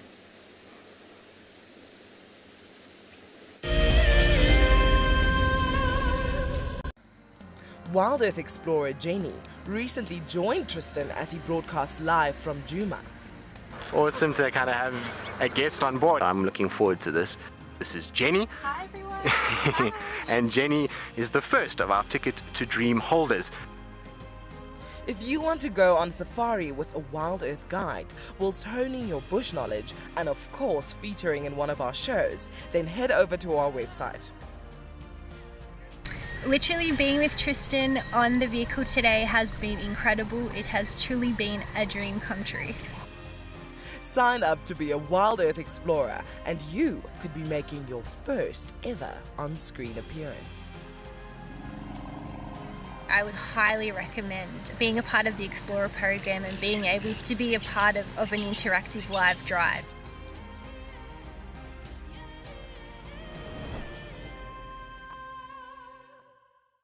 I got into wildlife filmmaking because of a passion for nature and a notion that I could make a difference. Helping others fall in love with nature brings meaning to what I do. It's also a lot of fun. A couple of times per week we receive some very heartfelt messages from viewers telling us about how WildEarth has made a difference in their life, whether it's helped them through a difficult period or simply helped them to reconnect with nature. I think that's why we do what we do. Hi, my name is Tristan Dix and I am a guide here at Djuma Private Game Reserve for WildEarth.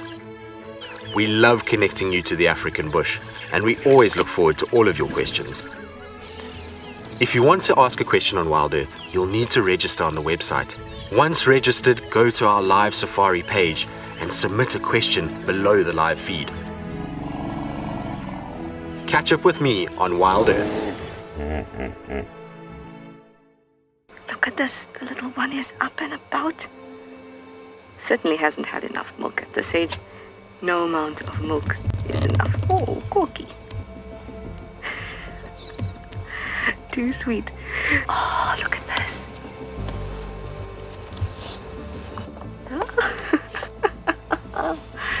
That is stunning. Tune into WildEarth every single day. It's in your nature.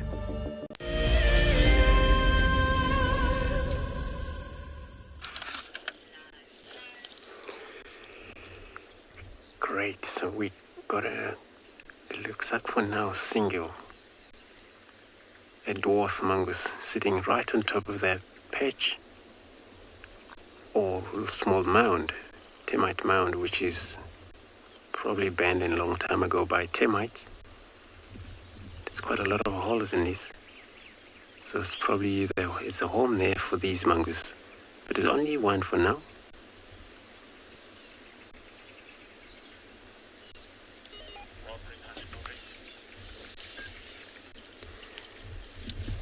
Got to be more of them around. This is how they do.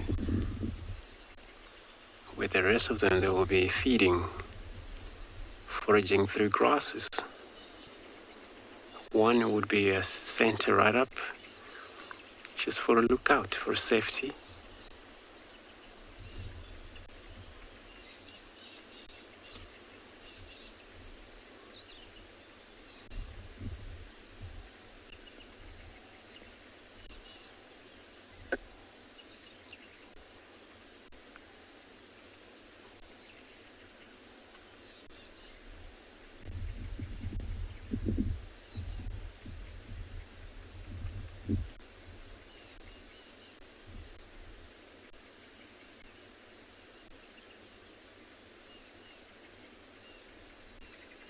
So the colony of mongoose could get up to anything from 15 to 18, 20, possibly 30 in groups colony.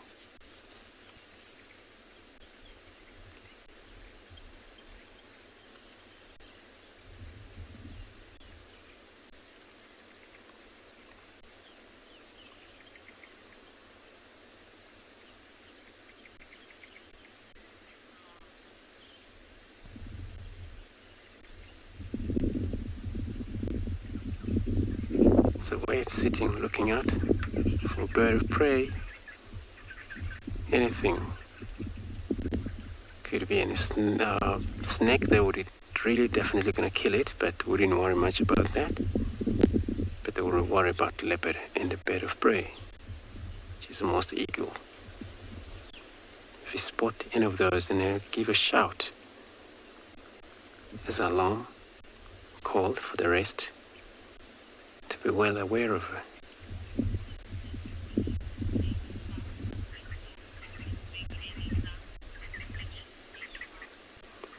Richard, age 12. So you're asking if do mongoose make sound? Yes, they do.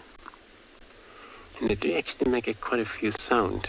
And those sound mainly are communication sound. But a few of the other sound, they're an alarm call for whoever responding to them, threaten them. And they will be shouting about that call. It's paid attention by a lot of other different birds around. They're all aware of the sound like that. And they also check out for any danger to see where it comes from.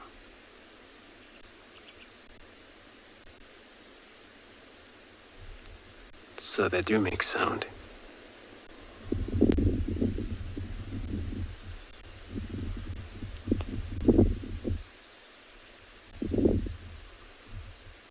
In that case, they also had a relationship with drongos and hornbills, which those are the birds associate with these creatures, but looks like now none of them around. That's why there's one sitting on top checking out for a safety.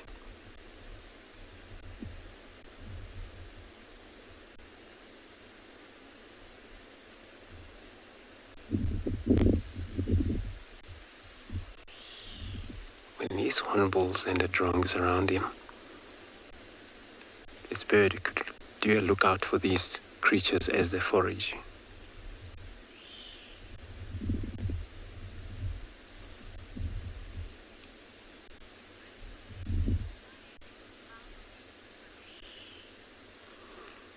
So I'm going to leave this single mongoose. Hopefully the rest of the others around and they're all doing fine. I'm going to be sending you across to Busani, who he found what he was looking for.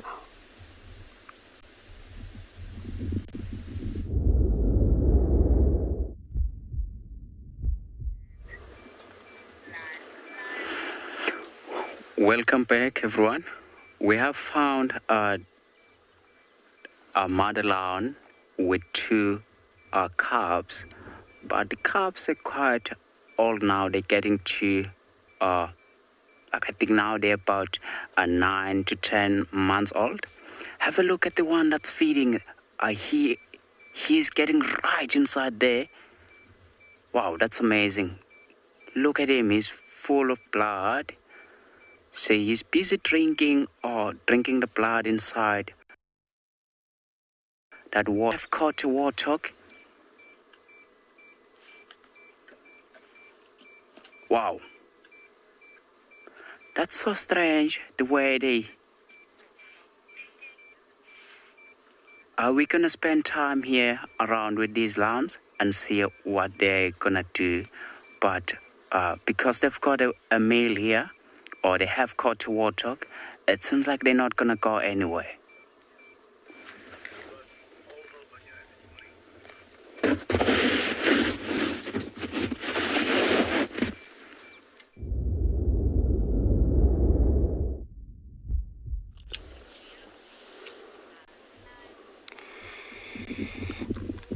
Thanks, Busani, again. We're still sitting here haven't decided to, well, we're about to move, but then these mongoose actually move off and come back, stand on hind legs, look around. So we sometimes, if there is something, you would definitely see it. We're out here, we're looking for most cats.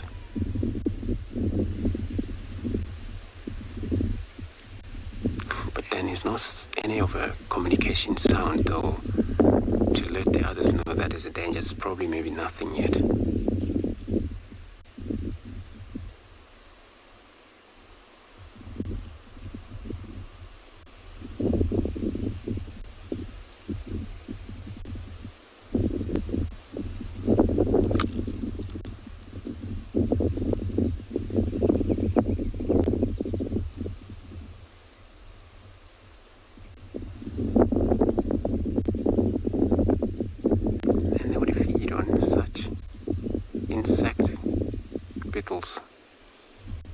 Vertebrates. Those are a centipede. Most are like geckos, skink as well. So they feed on quite a few different species.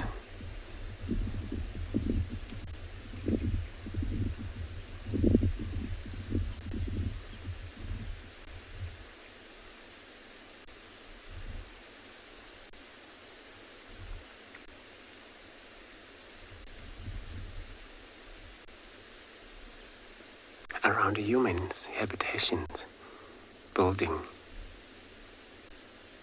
If you don't always scare them away, they probably always come close to your garden, enter your garden. Somehow they would be looking for a cricket, which is all insect.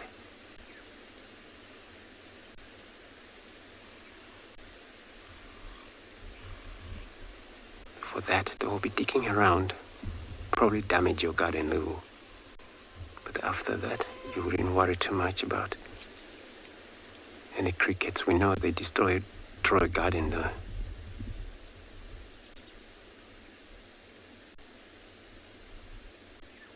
But when these guys arrive, everything's going to be sorted for that week. They're there.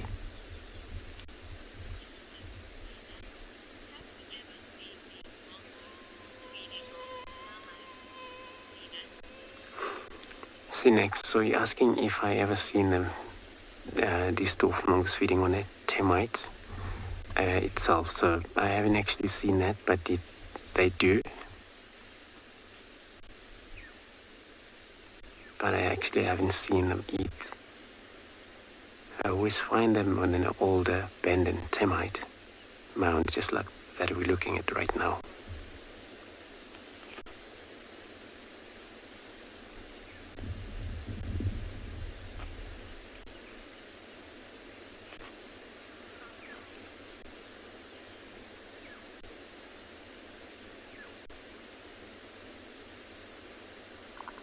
And they're all dino animals. They move during the daylight. And then now it's going to get dark, so they will probably, the whole member will come back here to join that one that is there.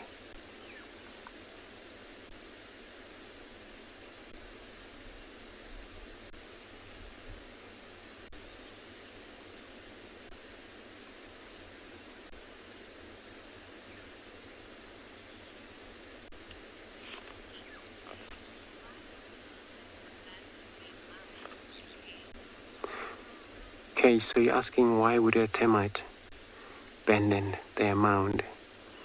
It's a few accidents that happened. Usually when a queen dies, resulting in mound collapse.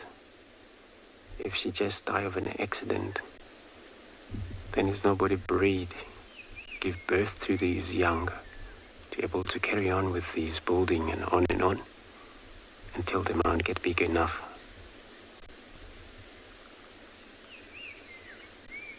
So this is when the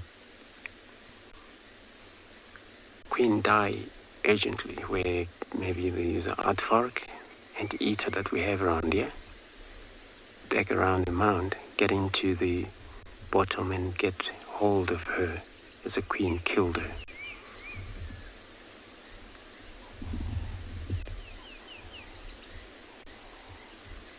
Then there would be no chance for another queen to take over. That was an emergency. Death. And that's why the mound collapsed. Because all of the soldiers and the workers all die slowly, all of them. Nobody replaced them. There's nobody giving birth.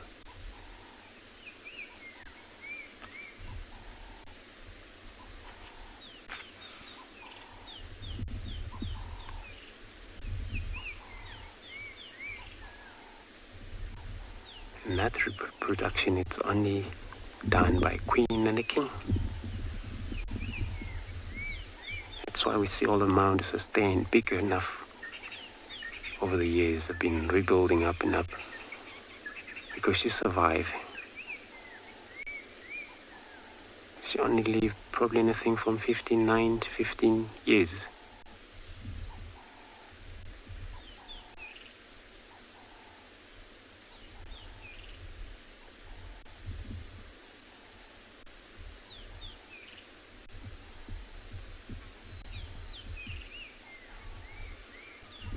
But if she die of an older age, it's a very interesting fact that how the second queen is pointed to be taken over the whole termite who will be chosen one of the he's up looking around with a hind leg like that.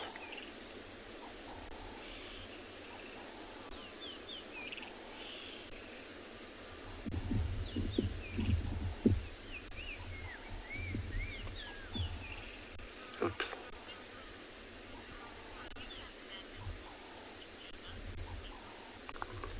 So you're asking if do we have a banded mongoose in Djuma? Yes, we do have them. And those are the one also move in group, just like these guys do. But they are actually bigger compared to these.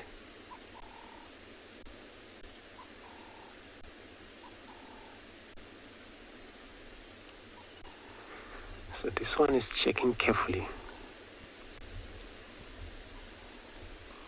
Probably heard something.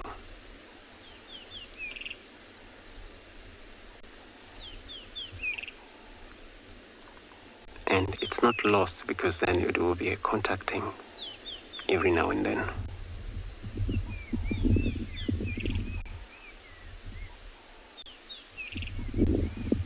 And one of the coolest fact about that is these animals is that when they have young ones, there's a babysitters. So maybe this is what is happening. And they all went for a forage.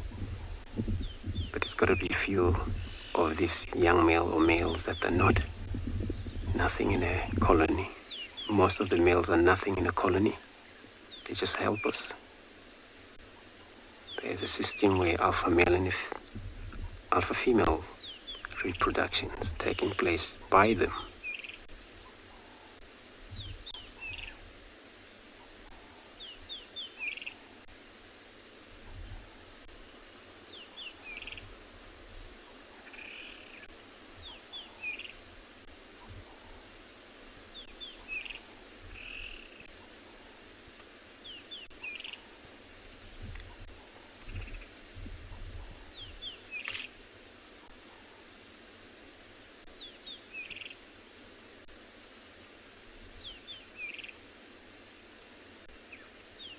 Trying to hide away from the leaf, but we can still see it. And a teeth designed for what they eat is up. For insect.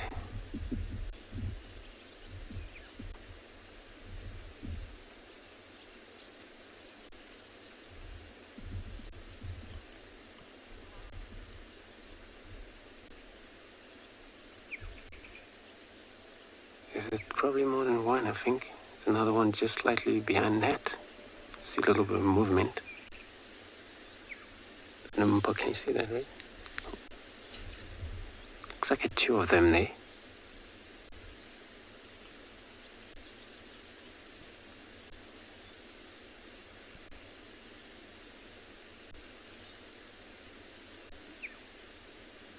they're highly alert.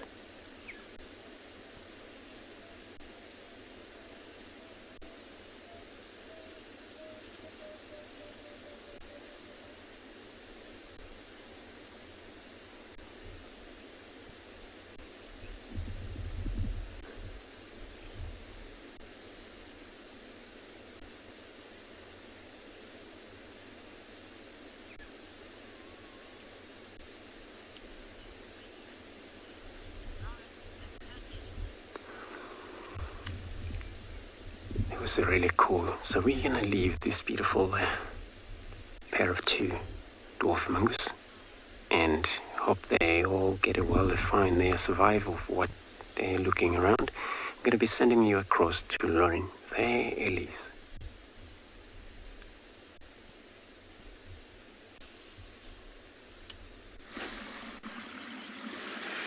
It's just so lovely to see Fang's herd. I can't honestly remember the last time I saw Fang. A very, very long time ago, and they're getting ready to come to the water. We're in the exact same position next to the waterfall that we were earlier, and they're slowly crossing the open area. They've got their water walk on. They're coming. And we're down a little dip, which means that we're going to be eye level with them if they come where I hope they do. Fang's an individual we've followed for a long time because she's so easy to recognize. Oh, they're coming, they're coming.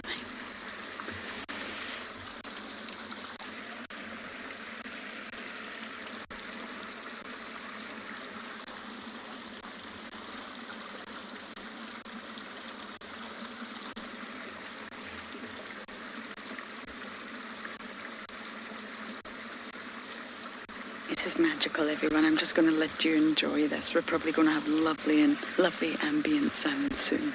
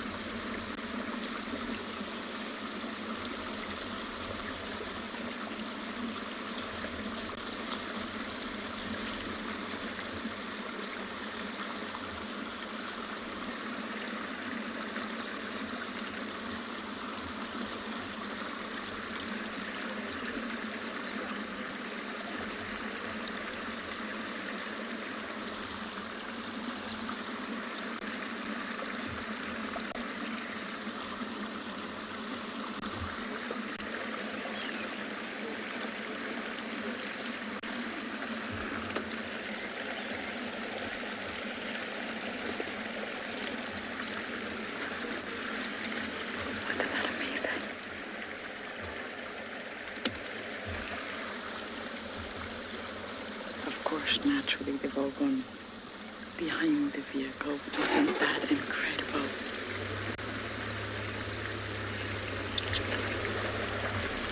That was very, very special, everyone. The sounds, the close proximity, and Fang and her herd. It was the right call to come back and follow them. Patience pants and the Crocs backed off. Mr. Crocodilia. He was probably hanging around the elephants wondering, are there any potential snacks for me here? But of course, there wasn't. Elephants are very cautious when approaching the water body. Like all animals, they know danger can come from any angle. The water, behind, above.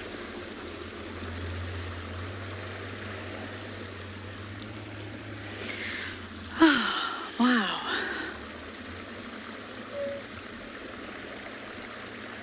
Okay, that was just absolutely phenomenal. I'm so glad I got to share it with you all, and I believe Rowan has another incredible scene for you all.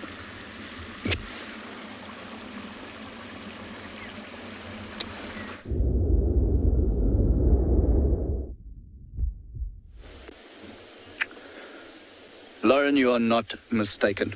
So we've actually done quite well. We backtracked the lions that you saw earlier, and then we noticed fresher tracks coming this way. And like we said, just a little bit further west down the river, and here they are, the lioness and her 3 youngsters. I think on the bank there, it's a female and a male. Then just on the other side, the one sneaking up just left of mom now, is another female. There's always one very curious one. Now, of course, us rolling up got all the attention. A bit bothered with a fly there. Big yawn. She looks full. She looks like she might have eaten something. And also, if you look at the breathing, she's tired. Oh, absolutely adorable. There's a lion cub. Especially this one in front, just all curiosity facing towards us. The ones at the back, they look like they more than happy to snooze a little while longer. But this one, of course, wants to see us. So this is a little female, the one in front. A slight bit paler than her brother and sister, which is quite nice to see. So there's a clear difference between them already. The little male is already quite a bit bigger than the female. So that's the other female now approaching the mom. Of course, she goes and greets her first, and then straight to a teat. Go see if they can drink. Actually, you can hear her moaning a little bit every now and then. I'm sure this is going to cause the male at the back, one being irritated by flies. He'll probably also come quite soon, come back towards mom.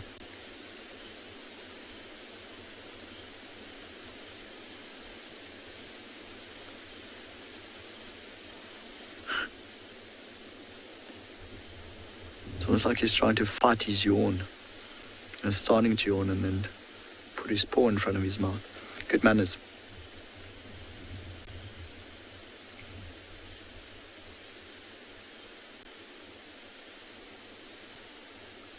There's a hyena.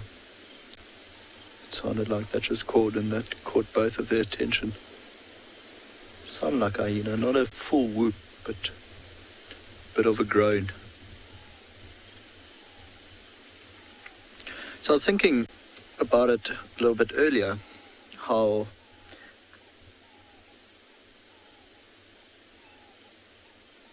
Sultan, I agree with you, those eyes are definitely priceless. They are just so cute. But you can see they're closing a little bit every now and then. I think, I'm not too sure if they just drank and then wanted to fall asleep and then we woke them up. But I was saying earlier that, it was quite weird to see how this lioness reacts to the rest of the pride. I mean, she's had no shame actually running and fighting the other youngsters. I mean, she literally whacks them around every now and then if they get too close to the youngsters. And if you remember last year when the younger lioness introduced her first 2 youngsters to the pride, she would only growl. She never actually hit any of them. She wasn't as aggressive. So I wonder if it's because it's her first litter, if, she's only 2 years older than the rest of the youngsters. Now I'm including the white male in that, just to clarify which age I'm talking about. But this lioness has been very aggressive. Any single time the older youngsters get close to these, you can see the eyes drooping and she's actually starting to fall asleep. Yeah, she has no shame defending them. I'm very, very, very happy we found them. Also in the river. Also a nice and cool spot. Of course, it's safer for her being in the river because she can see everything around her. She can hear everything around her. And if there is danger, the cubs would just run into very, very, very thick vegetation. And she'll try and ward off the danger. It's funny watching the one drink. It's almost like she wants to drink on her back. You can just see one of the paws kick up a little bit. I think in a little while she'll probably start pushing. There we go, on her back. She's having the best time ever, living your best life. See the paw actually pushing the teat to try for small milk. How adorable is that little paw? Legend.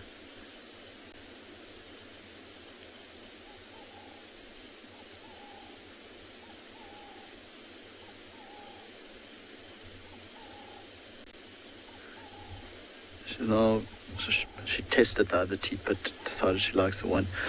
Okay, so we're going to sit here for a while. I'll tell Fred about them and then see how long we can spend here. But for now, you're going up back to Marit, who found his cheetah again.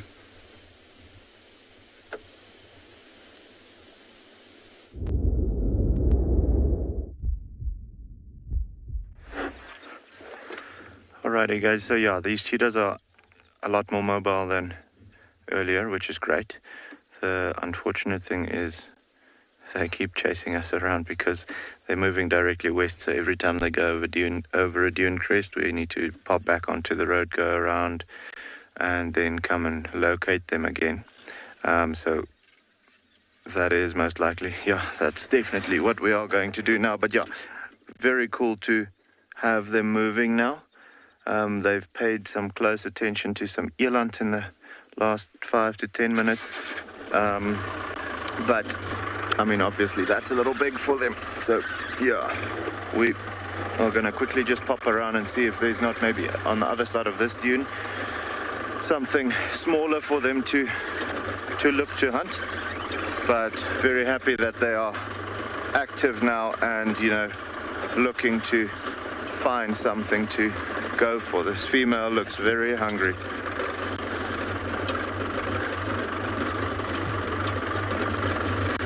Gabriella, so with the cheetahs, they'll eat about 15 to 20 kilograms if their bellies are completely empty and they're very hungry in a single swing.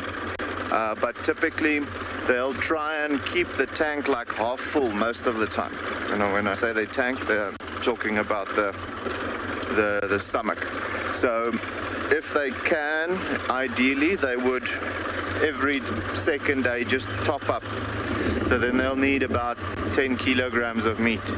However, if they've got a good sized kill and there's enough meat, they'll be able to go up to about, I want to say, almost 20 kilograms for the large males of meat before stopping to rest for a little bit. Then they'll be full. However, it's not every time that they'll eat that much.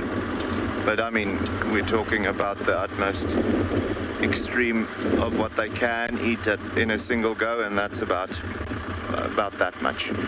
These animals that we're looking at right now, you can actually see them quite beautifully on top of the dune crest just over here, all sitting, scanning out over the dune. Got them just here at our 9 o'clock. With them being small cats still, the female relatively young. Blue screen, but there we go. The female still relatively young. We think this is her first litter of cubs, so probably around 4 or 5 years old at most. And then the cubs still being only 6 months old. The cubs will maybe eat, I want to say 7, 8, maybe 10 kilograms in a go. And then the female probably around 14, 15 maybe. And that's when they're very, very hungry. They are quite hungry at the moment, so I think if they catch something like a springbok, that will fill all of their bellies just about. Well, at least keep them going. So yeah, that's going to be a good sized animal for them to look for, to hunt. That, or maybe an impala, something similar in size. But yeah, you can see how advantageous the dune crests are for these cheetahs. They can just pop up onto it and use it as a viewpoint to scan over the dune street and just make sure that there's not anything that they may be missing. Having that high point helps a lot. And then if not, you'll see them starting to move again. Got quite a bit of cloud cover moving in now, not rain clouds, just a thin layer of clouds which is blocking out the sun, making it nice and cool. Well, not cold, but quite a bit cooler than when the sun was full on shining. And that, I think, contributed to them being a little bit more active sooner. So yeah, guys, we're going to see if these animals start moving. If not, we'll still stick with them for a little bit, see what goes on.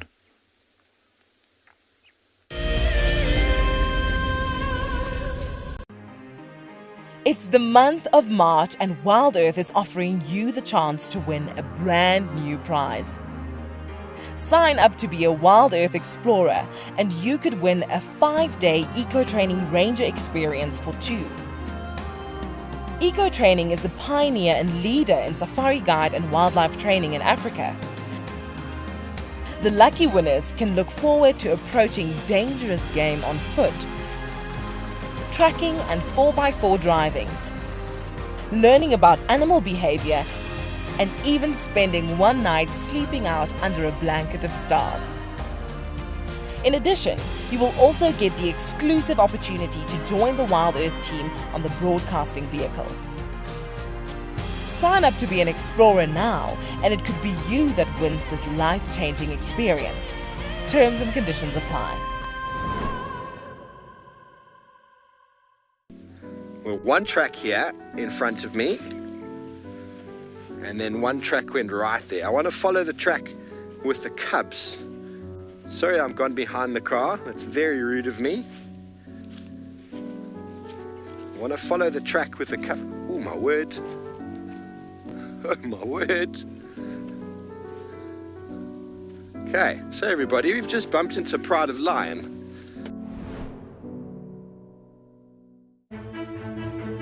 I'm Nikki here at andBeyond Ngala in South Africa. I love getting questions from viewers about all the small things within the environment and how it all is integrated with one another. If you want to ask me any questions, please simply register with the WildEarth website, head across to the Live Safari page, and then post your questions there. I'm looking forward to chatting to you on my next WildEarth drive.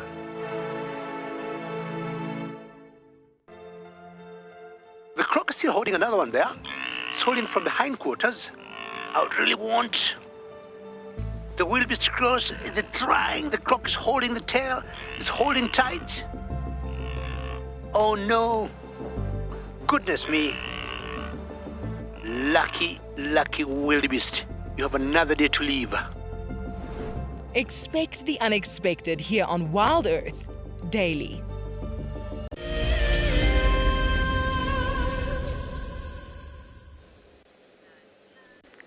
I've been looking for one of these animals for a long time and we finally found one. A very camouflage stick insect. Now look at that. You can see how long it is. Just if I put my porky pointer next to it. And stick insects are absolutely incredible organisms. They really do look like sticks. And that's their camouflage, to completely mimic a stick. And not only that, they're incredible in that the females can mate without any males. Now this is a process known as parthenogenesis, when a female can lay eggs that will all become females without a male. She doesn't need to mate.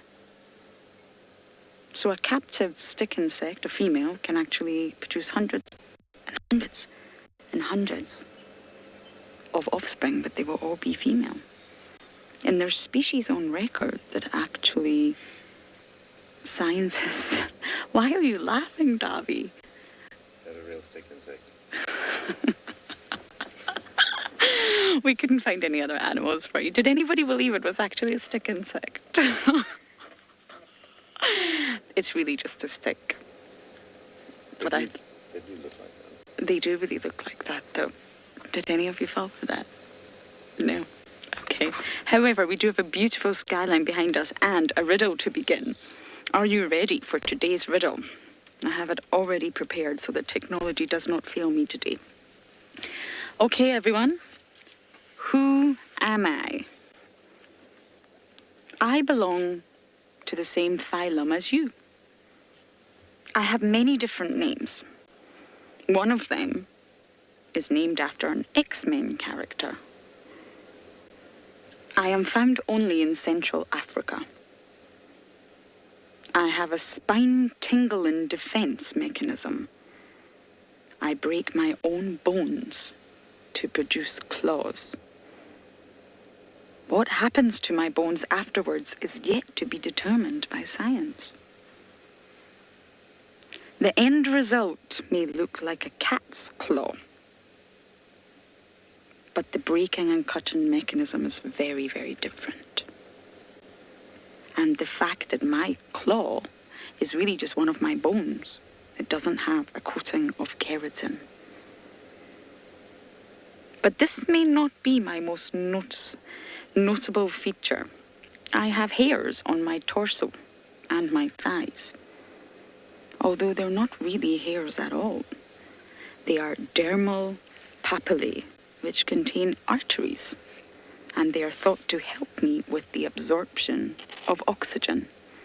I guess you could think of them as external gills. Who am I? Now I'm going to leave this for the time being so that you can think about it. No Google, everyone. Google is banned from these little riddles. And let's see who can get this right.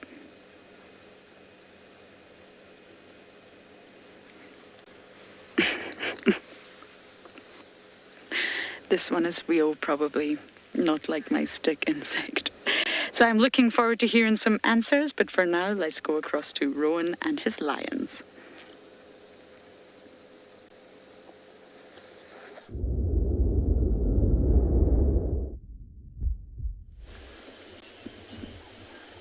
So not too much has changed. We had all three of the little ones drinking, and then the one that started drinking first, she's now at the mom's head. And she was trying to play with mom for a little while, I think, trying to wake her up. Then we've got the pale one still staring at us after she had a drink, and then the male is now the only one still drinking. But he had to wrestle his way in there. There was quite a bit of groaning and fighting. He looks very comfortable now.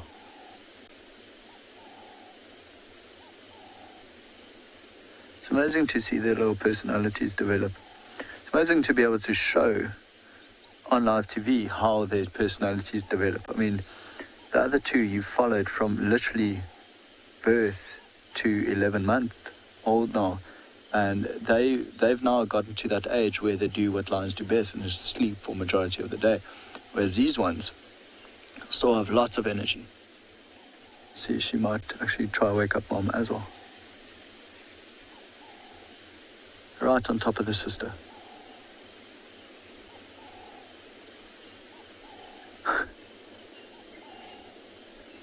I think they get a bit of energy from the milk, and there might be just a little bit to play. Oh no, she looks very full. It's just exhaustion setting in now. Nice bit of food and then sleepy time.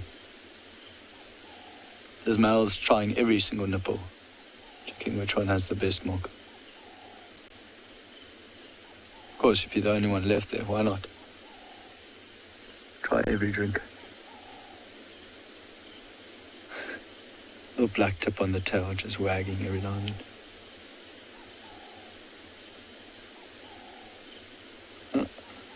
Oh, I think he got bitten by a fly. She withdrew there.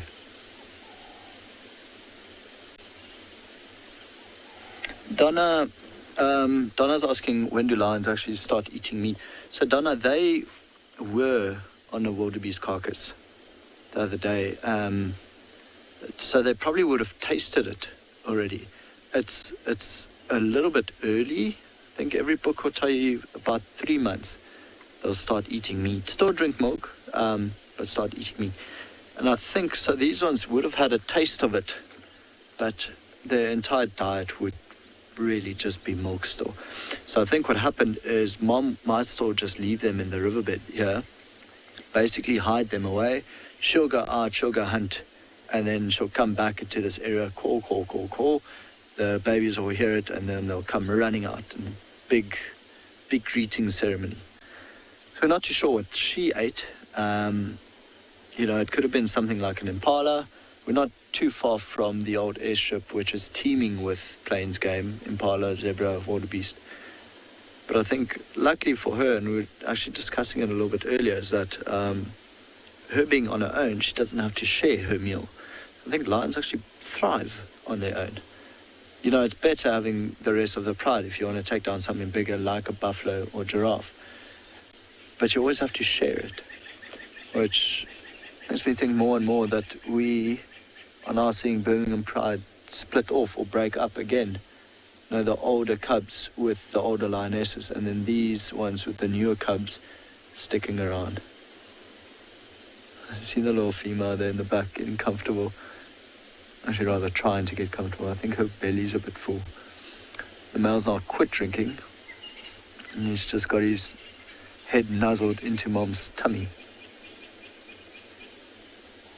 The Mom's not even lifted her head once.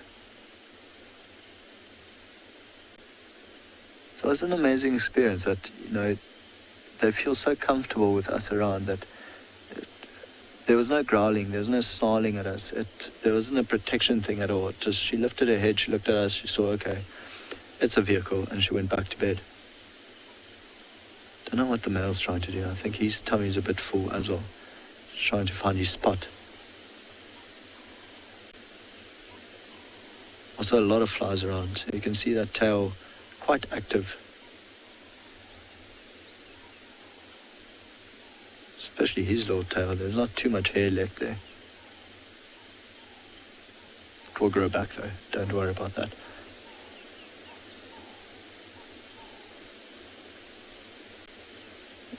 Actually quite nice when it gets darker.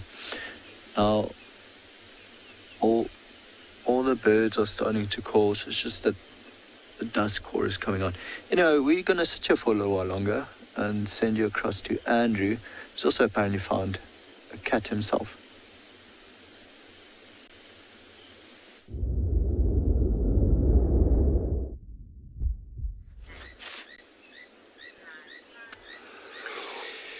Indeed, here Loins Yon. We came to the sighting of this morning where the duck mane of Walker was seen, and then he's still around here. He hasn't actually been moved far, but him yawning, maybe he would be definitely going to move or stand or do something.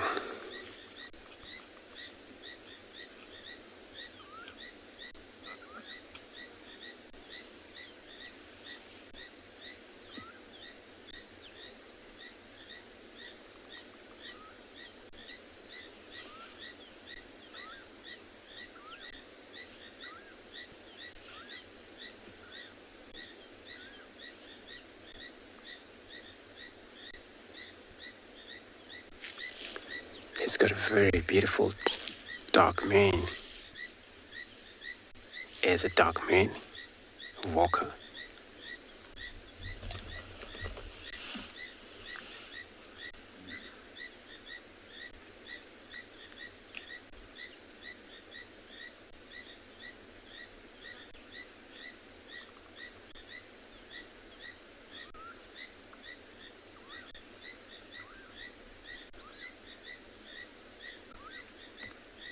well, he conceived a lot of energy since he's been around here all day today.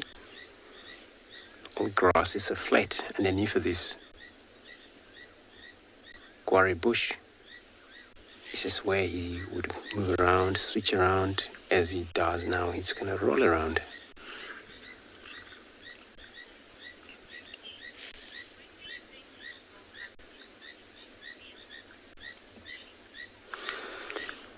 JP, so you're asking when would he go hunting for his next meal?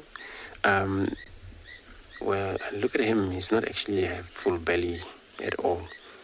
So he's probably, whenever he get mobile now, he's going to carry on his mission of hunting but by himself, away from the bride.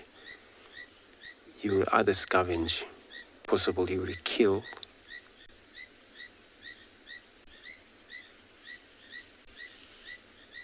but these are the females that are all success on hunting and kill in the bride. So he's probably gonna tonight go about and probably roar, if he ever think of that, advertise the territory, and before he moves out of here.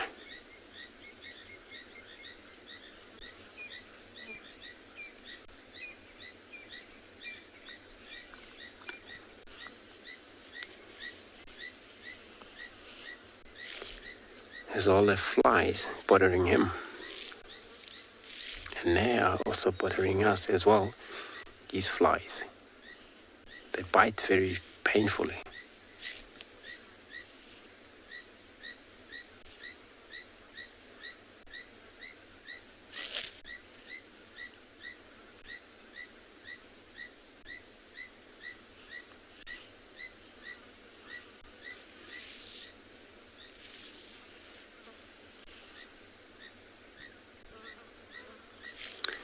So when you're with the bride, all the time you would follow behind when they do hunting. Catch impalas, you would run and grab it and take it from them for all by himself.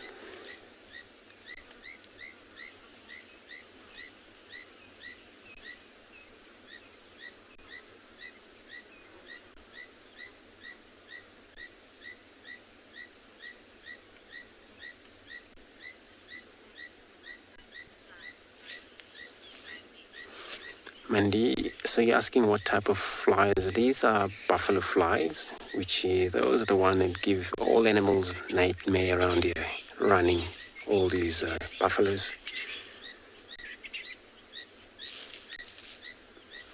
And they're tiny, but then they are very strong.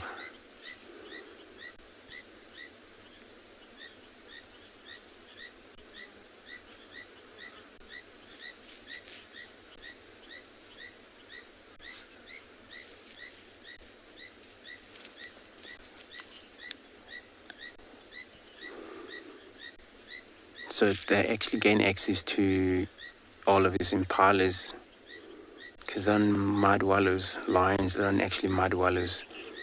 Buffalo, at least, they can spend times in ponds in these mud wallows. They cover their body with mud, where these flies don't really get access through their skin to suck the blood.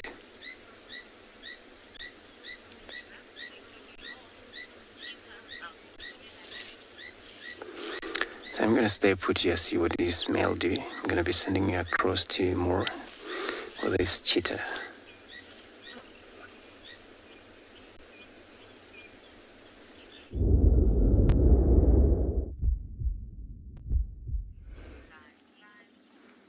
So alrighty guys, yeah, the cheetahs have now scanned the western side of the dune, and I don't think they saw anything, so they actually popped back over to the eastern side and now just chilling on the dune crest here. Ideal spot for them to be looking, relaxing, as well as having a perfect view of the dune street on this side. So with that being the case, you can see they very much relaxed, but also just keeping their heads up, scanning. If they do see movement, you'll find them becoming a little bit more interested in whatever it is that they spot. But yeah, making a lot more sense for them to rather wait for something to move into the dune street rather than to continue moving around. You know, there's two things about moving around as far as that is concerned. One, they burn more energy doing that, and two, whilst moving, they might also be spotted. It's much more difficult for an antelope to spot a cheetah that's static, especially when they're lying down like that on the crest of a dune, than to spot the cheetah while it's moving. That movement always catches the eye.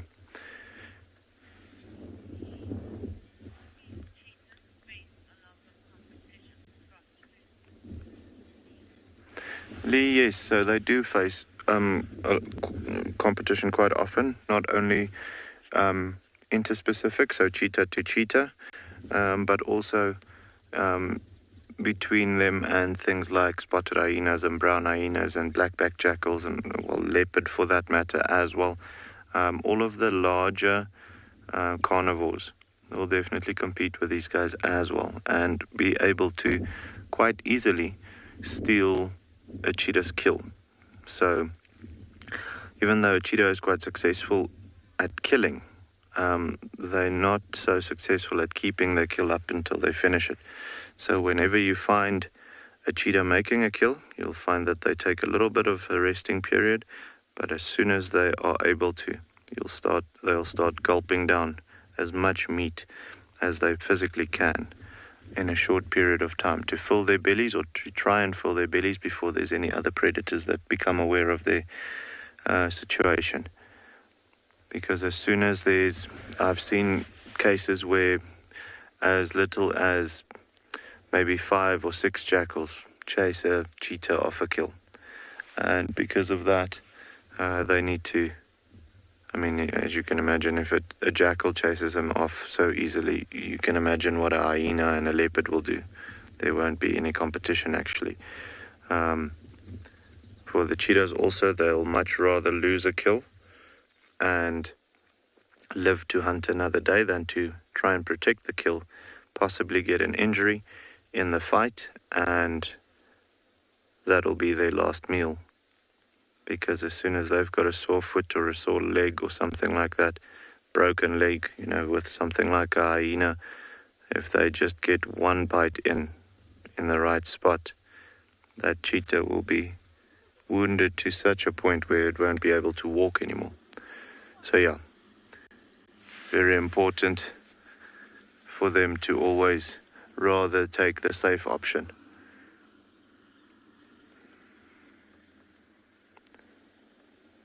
You can see they're just paying. There was a vehicle going past now. I had one cub paying a lot of attention to the noise, but they'll drop down again soon.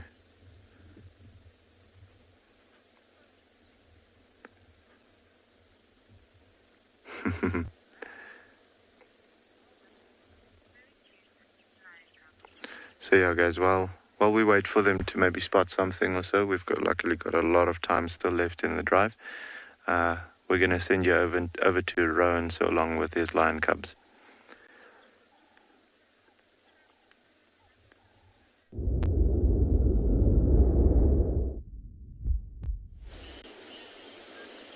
Shame they've actually started playing. Mom's not fully asleep anymore. I just don't think she can get comfortable with her tummy that big. But yeah, in the back, you've got the pale little lioness biting the male on top of the other female. All this is good for them though. It's a learning curve. This is how they learn to hunt. It's just by playing each other. And you'll notice they, poor, just slam his sister down. They either go for the nose or the throat already. It's instinctual.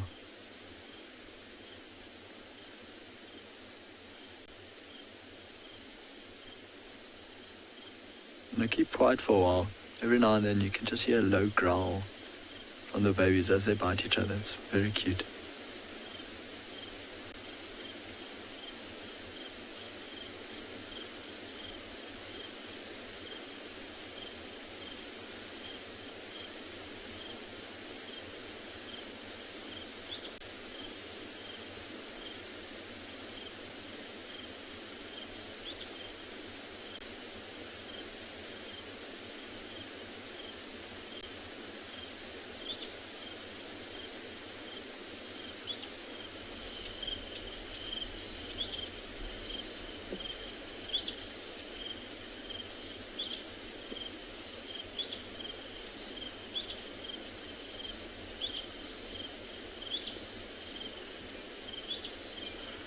The one sister there in the back stalking the paler one.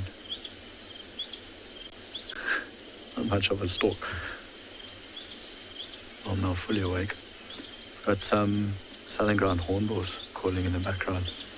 Very deep sound. Oh, shame. You can actually see the flies just above her teeth. So many. Looks like an extra spot on her body. Still not able to get comfortable. Well, that's not too bad, lying on the ridge like that.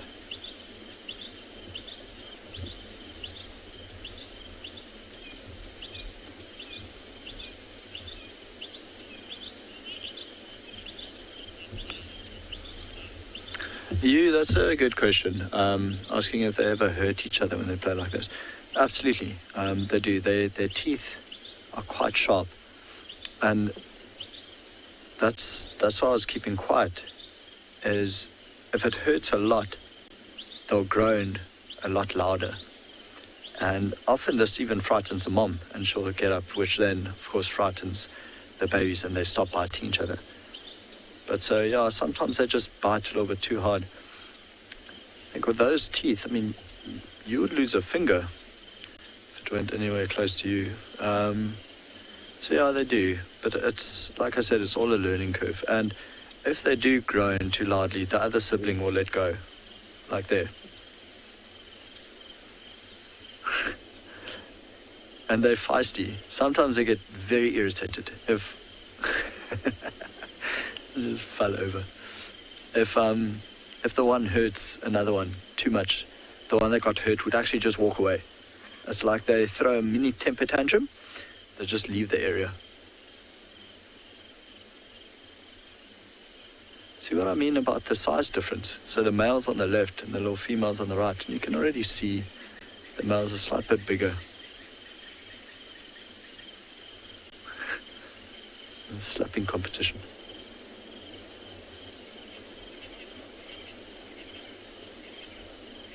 You can hear the hornbills in the back. Got that that lovely sound. I think their nest is still just a little bit east of us, and it sounds like they're actually moving east. The one little lioness on the right, looks like all her interest is on the sound of the hornbills. Oh, now that one wants to play with a twig. Just don't know where to look here.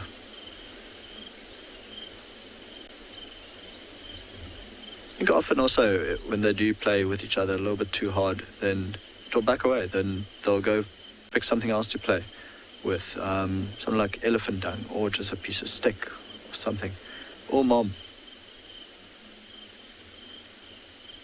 It's like the one actually just wants to jump on mom.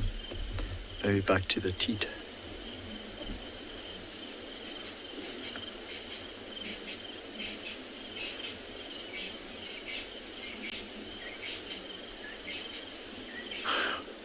Thought he was going to go for the tail.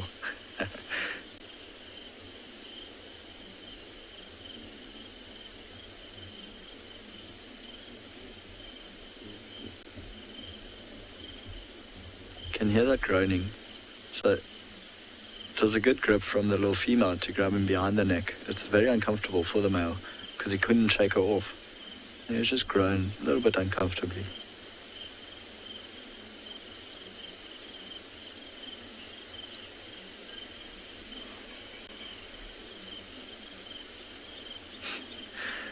The curiosity has changed to us. Don't know what she's hearing. She's looking further west, and she'd be able to pick up if there were any lions roaring way further west than us. She'd be able to hear that. We can't hear anything other than the hornbills.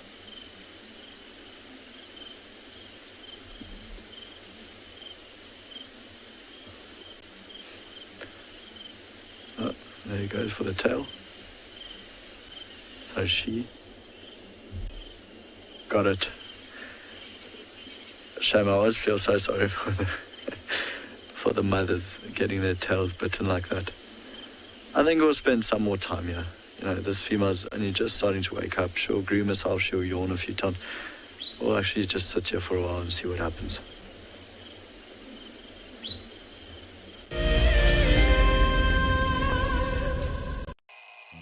Our lives are dictated by alarm clocks, traffic jams, constant multitasking, and countless distractions. The wilderness is where many of us feel the most human.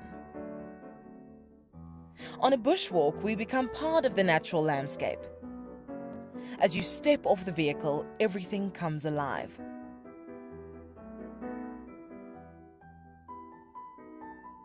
As with any risky experience, walking amongst these animals inspires awe and appreciation.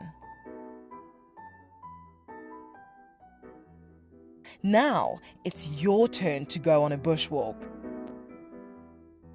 Join us from Pride Lands as we slow down our thoughts, put aside our distractions, and reconnect with a place that first taught us how to be human.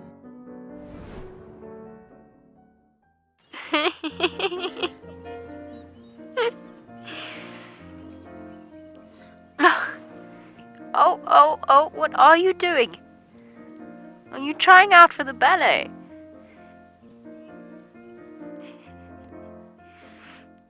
Now it's an itchy bottom. Up we get. Mom's coming. Everybody's moving off. My name is Ross and I'm a field guide at andBeyond Phinda Private Game Reserve. I love getting questions from guests on WildEarth because I love sharing and learning information about nature with new people, and it also makes me feel like you're all joining me in real life. If you want to ask a question on WildEarth, then you need to register on our website. Once registered, go to our live safari page and submit your question below our live feed.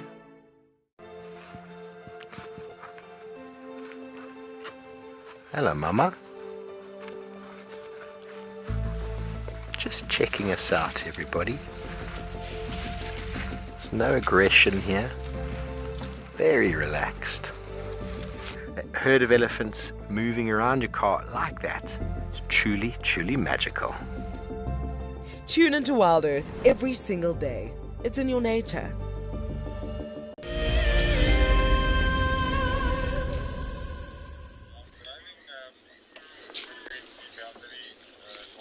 Very good. We've still got our male lines. All he does, it's all about, so he roll over and over again. This is just because of the fly that is bothering him. So I'm not sure how far he's going to roll because he started from way back there. Now he's keep rolling over and over again. Hopefully he would be fine because it's getting dark now. These buffalo flies, they're going to settle down.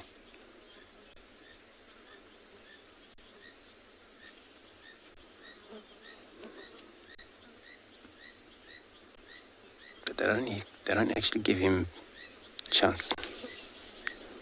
He's probably tired of all day trying to deal with them.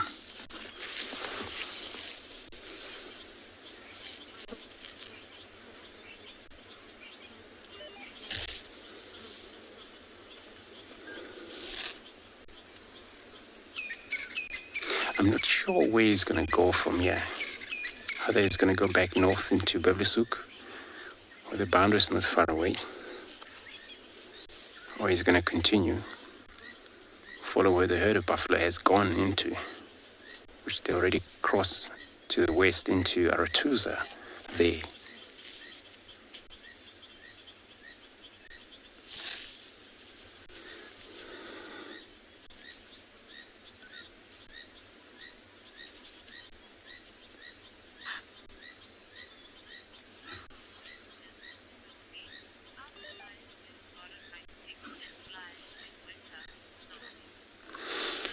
Sophie asking if the lion's bothered by ticks and all the flies by winter. Flies, these buffalo flies, they actually all year round out here. But the ticks, not a lot of ticks during the winter, quite a few. But these times, quite a lot of pepper ticks and all of the dogs ticks, which also hearing impalas in the background. I'm going to take it as silent a moment just to see what they've probably seen him.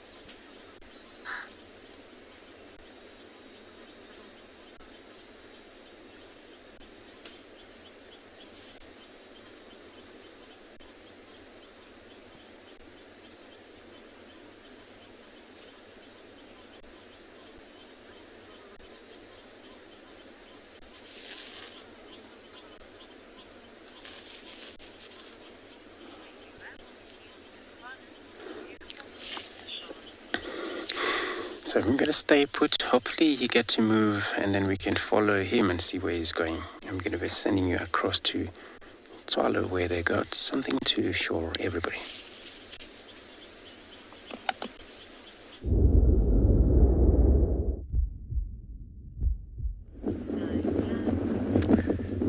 Yeah guys, so luckily the cheetahs decided to come and have a scan on the western side of the dune again. They're actually lying just on the dune crest right next to us at the moment, but that gave us the opportunity to, as soon as we got over here, look at how beautiful that is. I mean, the sun is still quite high, but with all the clouds being in the area, it's just magical. And then we're gonna, as soon as if we continue going towards the right, you'll see there's actually a little bit of rain, but we're gonna do so slowly. Rain starting to fall out of one part of the cloud. Just stunning, eh? Yeah, we live in a special place. Look at how beautiful that is. There you can start seeing the waterfall. Look at how cool that is, how you can see the rain falling out of that cloud. Out here in the Kalahari, because we've got such warm days, when the weather changes, it changes quite quickly. So typically what happens is we don't have a lot of, rainy weather where the clouds move in, it closes up and it just rains for 2, 3, 4 days sometimes. We more have, not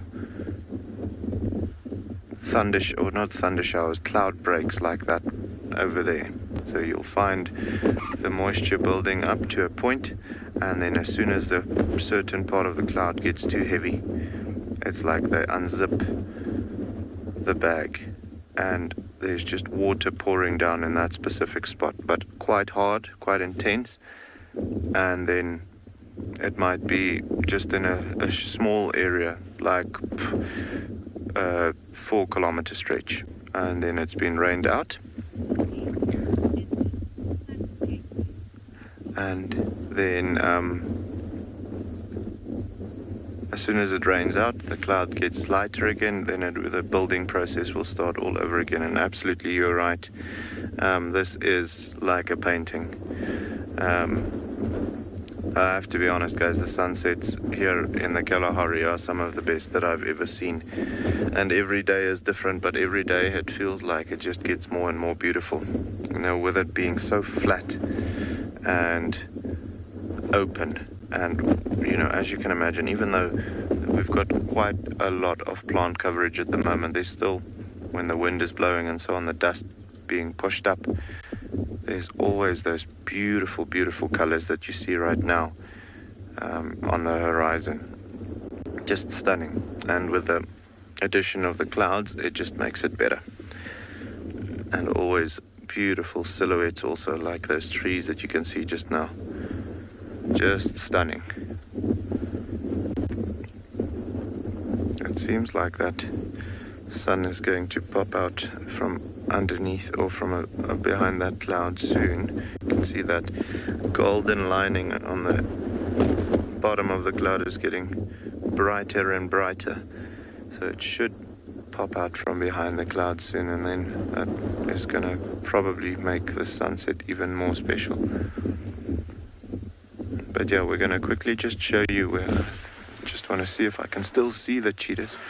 I see one at least, but there's one that was lying on the sand there. You can see one. He's actually, I think he might have lost his family a little bit. Can you hear him calling also? Shame. I think we were looking at the sunset so intently that the others started moving and he might have missed where they were going. We'll give him some time just to relax a little bit, and then we'll turn around and see where they're going. Maybe they're moving, a considerable distance. So yeah, guys, we're gonna We're going to quickly see if we can see where these cheetahs are going. For the meantime, we're sending you back to Rowan with his lion cubs, okay?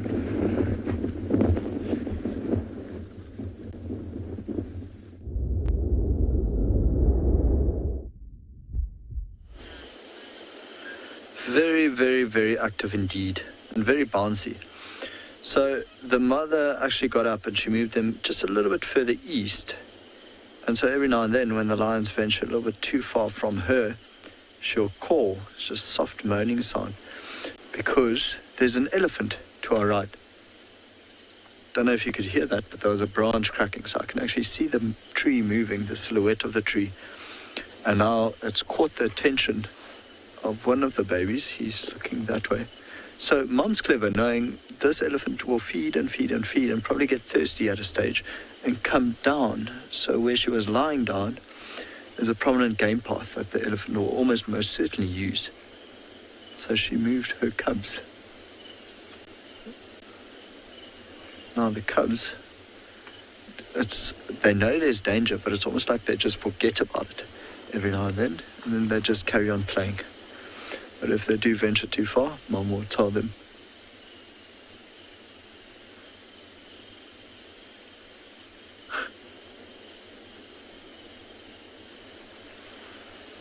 So I can cut it.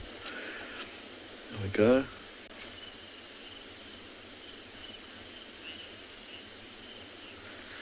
Roy, yeah, it is quite common to find lions by the riverbed, especially with her tiny ones. On the edges of the riverbed, on the banks, is where you'll find your thickest vegetation. And like I said earlier, when she goes hunting, how's that baby right on the back? Like complete disregard for Mom's comfort. Just wants to bite her. Sorry, Roy, getting back to your question. So the thickest vegetation is where she'll hide the youngsters, and that is mostly found on the edges of the riverbed because the soil's so good and there's a lot of water. I think that cub's going to fall off soon. And for her, it's quite safe lying in the riverbed. She'll be able to see far, hear anything, and the sand is cool, especially now after a bit of rain. The water table's so high.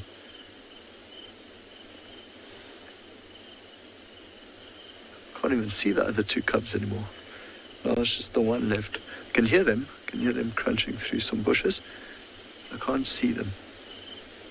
But it's good. I mean, they're hiding. They are deep in a bush, exactly where Mom would hide them if she had to go hunting. But that little cub riding on the mom's back is just absolutely adorable. And I can tell you, it's not biting softly. The mom has thick skin. You can see him bouncing up and down as Mom breathes.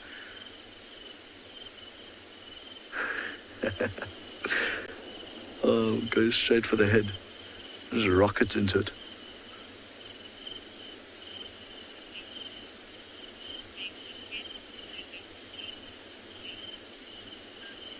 Pentacle saying mothers make the best climbing toys. Well, yeah. The greatest jungle gym out here. Also now going into the thicket. Maybe it knows. No, the other two have gone. Time to sleep. And Mom will just stay here and keep guard.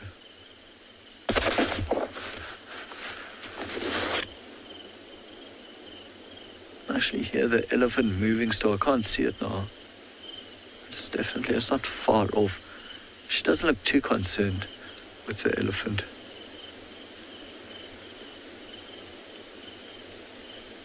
Odie's got it. You can almost just see the head there, or the ear. It's a bit of flapping. Just make sure I'm not lying to you guys. There is actually an elephant.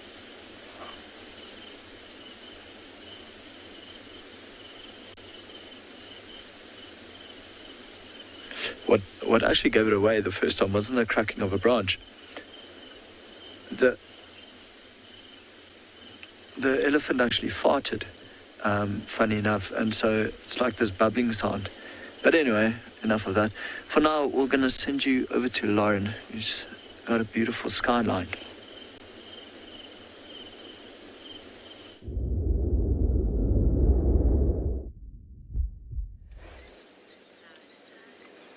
the skyline of Djuma. Our search for cat spots was not so lucky. Not one single leopard has been found today. They're all doing a very good job at, well, being a leopard. Now the riddle. We have many answers. I'm clearly not making them hard enough. And some of you sent in different names. So, hairy frog was the answer. Well done, Jacqueline Austin, Sarah Poppet. Some of you called it the alternative name, the X-Men name, which is the Wolverine frog. And well done, Luke R., Ian Armitage, Sharon Davies, and Yigail Milner. Well done, everyone.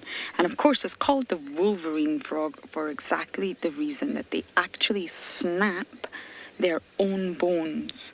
Can you believe it? They snap it on the sort of toes, if you like, before the pads, because all frogs have those suction pads on their toes, and the bone protrudes. And that bone that protrudes, they actually use as a claw. But as I mentioned in the clue, it's not really a claw. It's not really like a dog or a cat's, because it's just bone. It's not shaped like a claw, and it's also not covered in protective keratin. And science doesn't really understand what happens to that claw. Does it retract? Does it not retract? How does it retract? There's no muscle to bring it back in. So there's a sort of theory that it may passively slide back into the toe when the overall foot muscle relaxes. But because they're amphibians naturally, it's thought that maybe some parts of the wound from the bone breaking actually heals and the tissue regenerates, and then they can snap their own bones again. So it's a repetitive process. And of course it's the males that are really the hairy ones, and as I mentioned, they're not really hairs. They are dermal papillae, and of course when they're in their sort of breeding season, that's when they're extremely hairy, because they need more oxygen to come through their skin during the mating season. So if you don't know what a hairy frog, aka Wolverine frog, looks like, please do Google it. It's rather disturbing, and it's only found in Central Africa. But our window for spots is not over yet. Leopards are nocturnal after all. And we've actually chosen to stop here by Galagopan to listen for any nocturnal sounds. But sadly, we didn't hear any. There's lots of theories going around about Miss Tlalamba, of course. She's been missing in action for quite some time. The theories of her denning definitely are prevailing, and it's thought that it could be around the Galago area. Whether that's the case or not, I really don't know. I hope so, but I really... Oh, hello, Scrub here. Don't know. So it's worth checking. If she is using this area, then now is the time that she most likely will start getting mobile.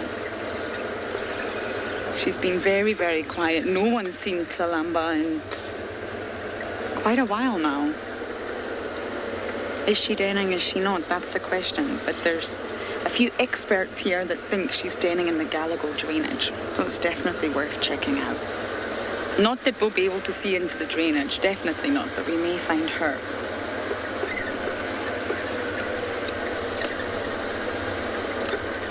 Oh my goodness, the scrub hairs are out in full force. Come on, little one.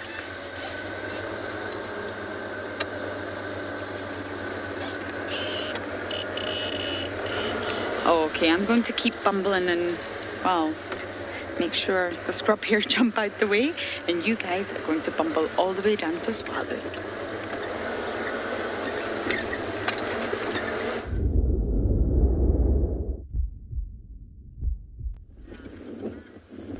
Guys, quickly have a look at how beautiful these cheetahs are now popping out now that the sun is coming out from underneath the clouds.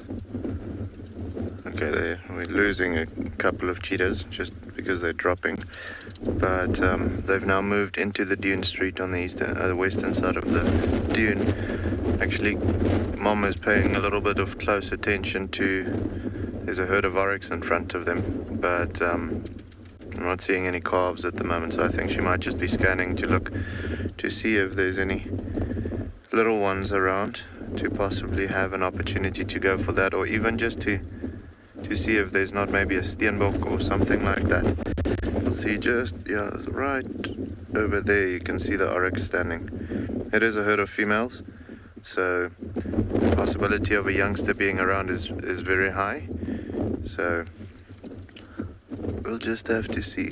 Possibly she might look to go for it. I see she's changing direction again. Oh no, never mind, she's just lying down. If all of them lie down completely, we might go a little bit closer, but yeah, when they start moving and they look to hunt, we'll always keep our distance, just so that so that we have as little effect on the outcome of the stalk or the hunt as possible. Wind is picking up considerably now, which is great for them. They will definitely be hunting with the wind in their faces. Well, I can't say though yet. These cubs will just mess up more hunts than anything else at the moment. But yeah, beautiful just to see them getting a little bit more active. You can hear all the barking geckos also going crazy. With the clouds moving in, they can feel the moisture also moving in, and with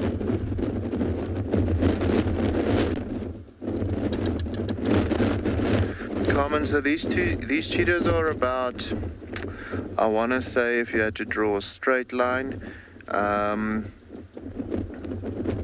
probably around 10, no, maybe, yeah, let's say between 8 and 10 kilometers away. So quite a distance.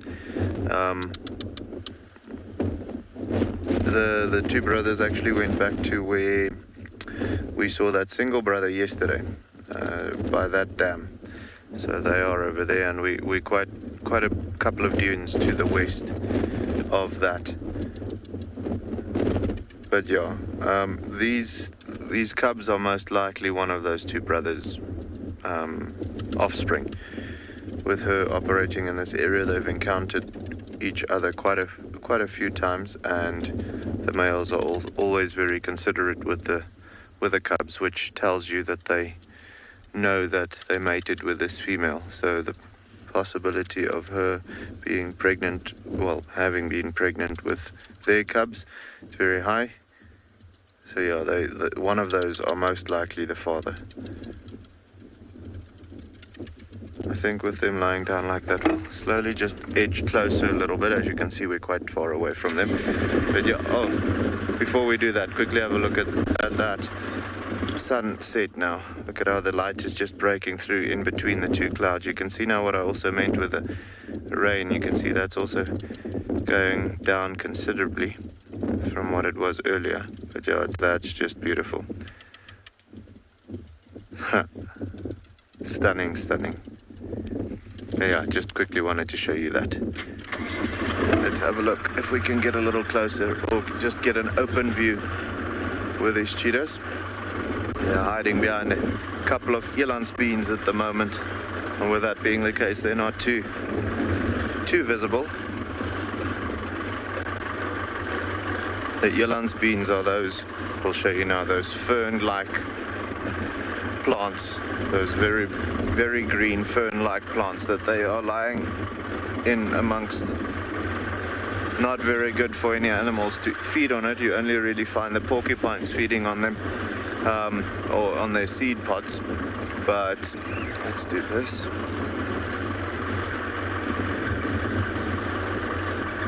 As far as the leaves and so on is concerned, quite very high in tannin, so the animals don't really like feeding on it. It would be out of absolute desperation, which would not be the case at the moment. But yeah, all of those green bushes that's blowing in the wind like that, that's called an elandsbeen. Yeah, you can see the heads are still up, all of them still looking around, very aware of what's going on around them, not only for food but also in this wind. They need to be able to see what's going on around them. They will also, their sense of smell and sense of hearing will also now be impaired because of all the smells being mixed together, and also the wind blowing so hard, everything is making a considerable noise, so you won't be able to hear danger coming.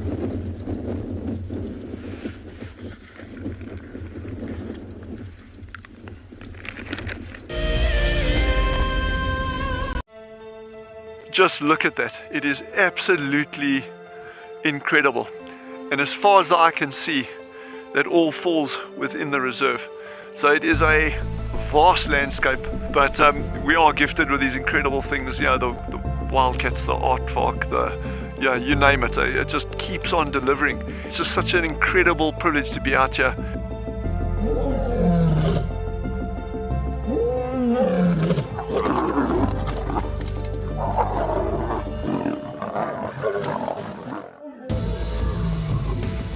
And when you think it could not get better, Mother Nature says, hold on tight. Oh my word, that is gorgeous. We are cooking on gas this afternoon. Have a look at what we've got. Look at how this is the best day of my guiding career so far. We have a baby pangolin, We're just gonna go very quietly, There's your aardvark. And for those of you who've never seen one, this is one of the big safari specials on any reserve. I'm just holding my cap because otherwise it's going to blow away, and with this storm coming towards us. Absolutely beautiful to be able to see water flowing in this volume in the Kalahari.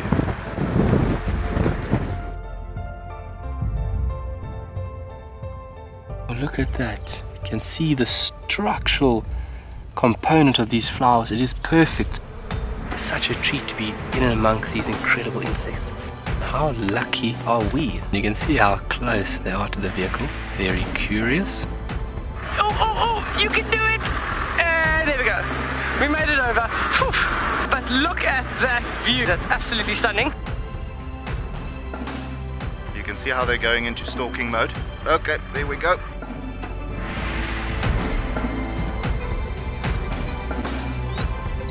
This one female is going to walk straight past the car now. Absolutely stunning. Look at that. I mean, do we just not have the best jobs in the world? That was epic.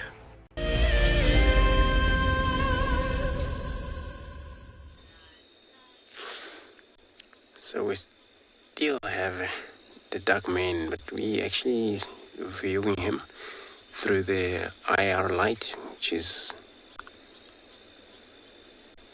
looks like, well, he's still napping there. He hasn't showing of any of movement since all the buffalo flies has gone, because it's dark. This is probably what he's gonna love it about, being lying down in this area.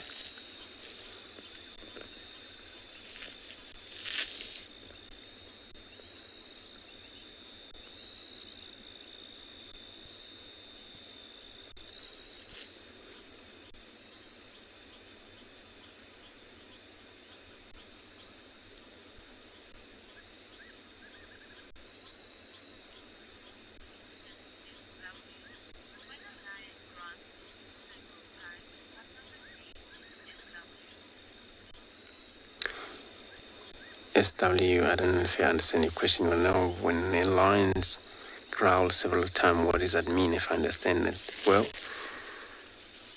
So the growl, it's all over unhappy. And it's all about unhappy. When he growl at probably something, and that he's gonna continue growl several times if whatever it is doesn't stop coming at him or bothering him. So it's actually a few of different ways why they would growl when they're in a pride. And of course the cubs play with the father sometimes very hard, and he would growl at them. They back them off. And if doesn't back off, he either maybe even growl harder to yell at them. But also, when a dominant male, he's actually finishing off the small of a kill they have. If then other one they want to share, because then they don't like to share, especially when the meat get finished. The dominant, the biggest one, would more likely to have the remain of a food. Then he would growl for the rest and to come close to him. So this is actually growl thing. It's all about the warning, unhappy.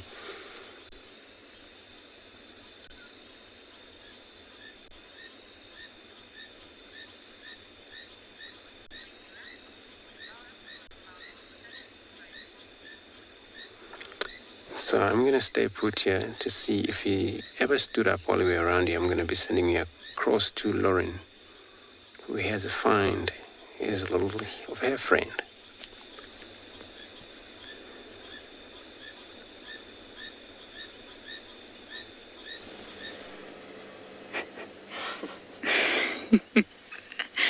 We have found a bird, and I think it's a pearl-spotted owlet. I think we're looking at it in infrared. I haven't seen a pearl-spotted owlet in a really, really long time. Yes, I don't think this is a bird. It's really small, and you see when it turns its head, you can just see the false eyes. Pearl-spotted have false eyes on the back of their head, which is a fantastic technique to confuse predators. A distraction technique. And it helps the bird, of course, escape. And they are nocturnal. Not all owls are nocturnal. But this bird is going to use this incredible eyesight, incredible hearing to look for insects, small rodents. Oh, you see the eye spots? Like your bushveld gerbil running around at night time. Lizards, snakes, even small birds. Incredible predators. It's beautiful. So the barred and the pearl-spotted are very similar, but the pearl-spotted, of course, has the false eyes, but also has a really streaked chest. And you can't see the barring that gives the barred owlet the name. Oh, and just like that, I can actually see where it landed, Dovey, but I don't entirely know. Just here. There you go. You've got him. Did he catch something? He did. Oh no, he's just having another scratch. Oh no, he did. You see that? Oh, it's some insect of sorts. Wow, just like that. Snack number one of the night. I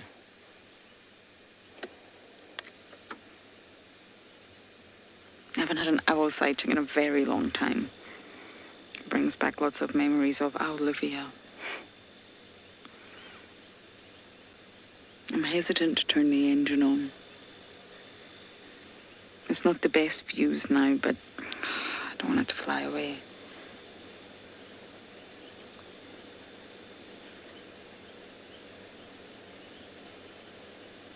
The females are bigger than the males, but otherwise the sexes are very similar.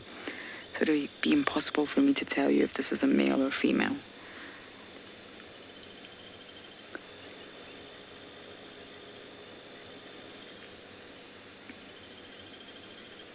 At least we got one successful hunt of the day.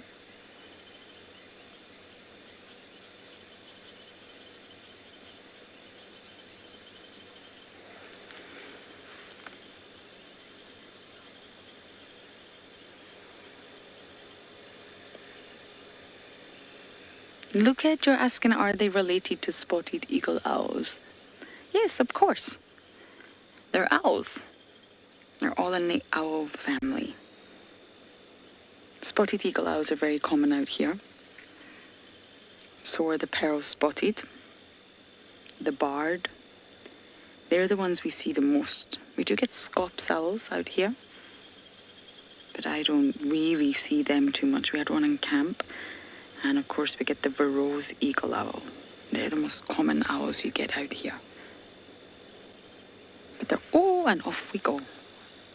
Oh, he's up here, Dobby. Somewhere, somewhere there.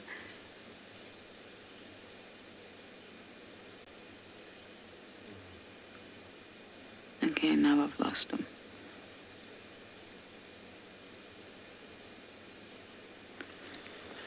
Maybe if I just use my spotlight, bear with me, we'll get some eye shine.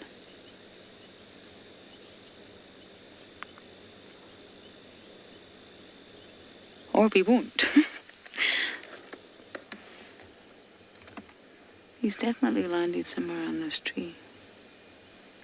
But of course, if it's got his back to us, we won't see the eye spots.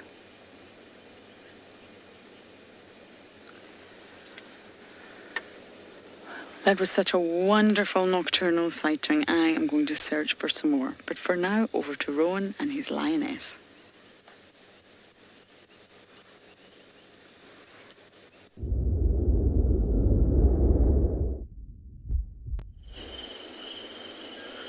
Thank you, Lauren. So we're still here. This lioness now alone in the riverbed. So it's quite interesting to see. She didn't make a single sound or anything. Two of the youngsters just went into a very thick bush, and the one that was on her back shortly followed after, and they've not come out. So I think they know it's darkness. You know, this is more dangerous for them to be hanging around outside now. So they'll rather just go hide themselves and sleep somewhere more comfortable. She's finally put her head out. It sounds like the elephant has moved off. Actually right past where the babies are. I think just moved on further. Can't hear the elephant now at all. Of course, for her, she's an apex predator and she doesn't need to worry about too much. Also, her senses are good enough to, if anything comes close, if there's a crack in a leaf or branches or anything like that, she'll pick it up straight away. And even though they do seem like they sleep quite tightly, I think all their senses are still working. She's got her head up again now. She's also struggling to get comfortable with her tummy so big. Breathing very hard. Good news for her though, she wouldn't need to hunt tonight, so she can stay right here in the river.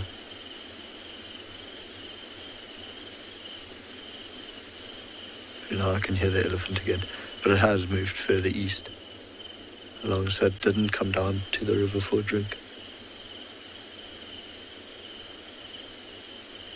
Oh, sadly we can't see it in the IR light. Also the bush is very, very thick. I think this is the most grass I've ever seen on Ngala since I've been here. It's so long. So that's why we're quite lucky that the lions are in the river instead of some grassy patch. You'd barely be able to see them.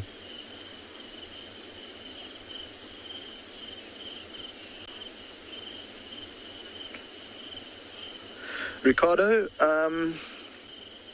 how do they teach their young to be professional hunters? Ricardo, I think a lot of it is instinctual. Remember a little bit earlier you were watching the youngsters play with each other, and even at this very young age, you could notice that they go for each other's throats or the nose. So it's basically instinctual to try suffocate their prey. There are examples of it though, where lionesses or leopards, cheetah, they'll catch maybe a baby impala or impala lamb, and instead of the mother killing it, she'll let the youngsters kill it. So it is definitely, they do teach him. And I think spending so much time with the older lionesses, these cubs will eventually just watch exactly what their mothers do, how they flank their prey, and just learn by example. So it's all just, as they get older, they take in as much as possible.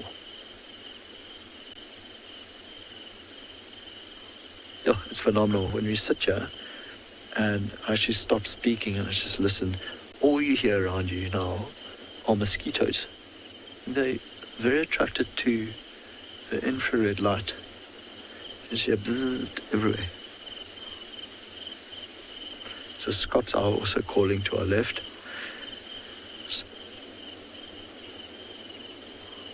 So we're going to leave this very full lioness and send you over to Maurits, who I think is Cheetah, so ready to eat.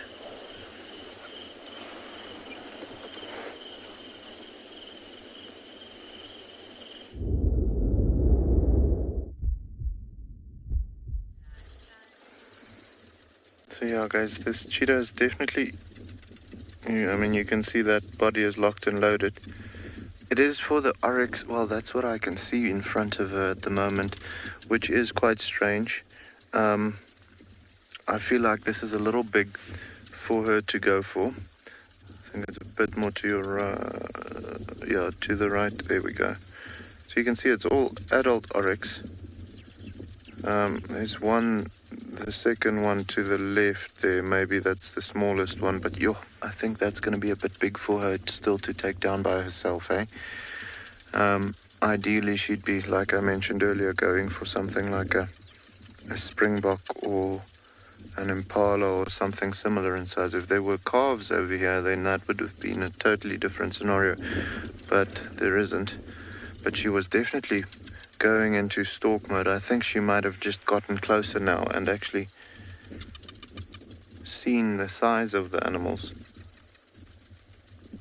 And now went and relaxed a little bit again. The cubs are just to her right hand side there where she's looking now, all sitting just, I think as soon as they saw what was going on, they might have just stopped what they're doing. It's incredible how, without her making a sound, just by looking at her body language, they know they need to hang back a little bit. But yeah, I think she's realized that these oryx are going to be a little bit of a dangerous task. Not an impossible one, you know, they might get lucky and do so, but the risk is maybe just a little bit too high, especially having 3 little ones to take care of. You don't necessarily want to take unnecessary risks. Rather wait half an hour and find that steenbok or that springbok, or maybe wait until tomorrow morning and get something a little bit more in her league than to risk something as big as, you know, going for an oryx and getting a nasty injury. You know what, now that I think of it, we were talking about it earlier, about the largest thing that I've seen a single cheetah being taken down. I've seen them killing female kudus, adult female kudus, quite often, and that's larger than a Sabi. So that's the largest thing I've seen. So they can weigh up to about maybe 180, 200 kilograms when all of the skin and bone and everything is still, you know, on them. Meat-wise, there'll be about maybe 90 to 100 kilograms of meat on that carcass then. But yeah, that's the largest thing that I've seen a single cheetah taking down. Yeah, I think, guys, we're going to just switch over. The light is dipping down now quite a bit. So while we're doing this, we're going to switch over to a different setting to get a better view of them.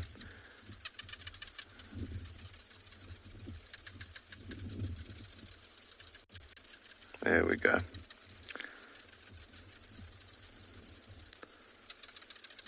I think I might actually move a little closer to where she is now.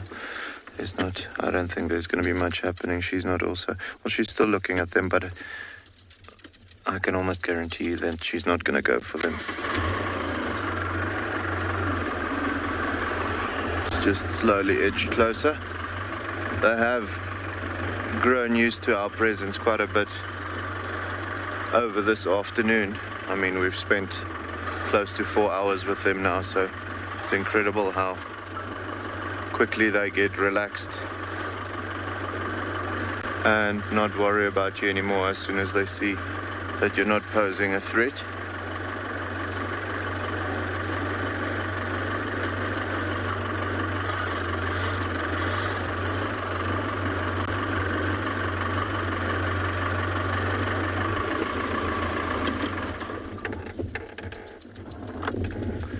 There we go.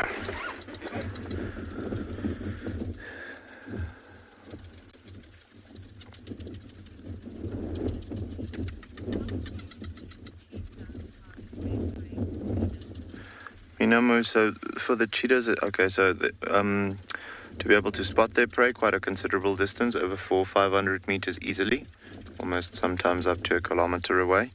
But when it comes to the chase, the actual chase, they typically don't run more than 400 meters. If the cheetah is absolutely desperate, you'll maybe see them pushing it a little bit further than that. But ideally, they would not want to go more than 400 meters, just because of the fact that, as you can imagine, running at that great speed, those muscles and everything in the body work overtime, which creates quite a lot of body heat, and that causes the cheetah to overheat quite easily. So as soon as they go over 400 meters, when running at full tilt, you'll find that the overheating of the body happens quite easily. And if they continue for longer than that, there's always that possibility of them overheating too much, possibly passing out. And when you're running at 100 kilometers an hour, you don't really want to pass out at that pace. So also, anything more than 400 meters will start becoming a bit more difficult as far as the amount of energy spent to the amount of energy gained. If that cheetah is absolutely 100% certain going another 50 meters after reaching 400 is going to ensure a kill, then yes, maybe they'll go that little bit extra. But also, if it doesn't seem like it's a high percentage of success, they'll just give up and not burn too much energy.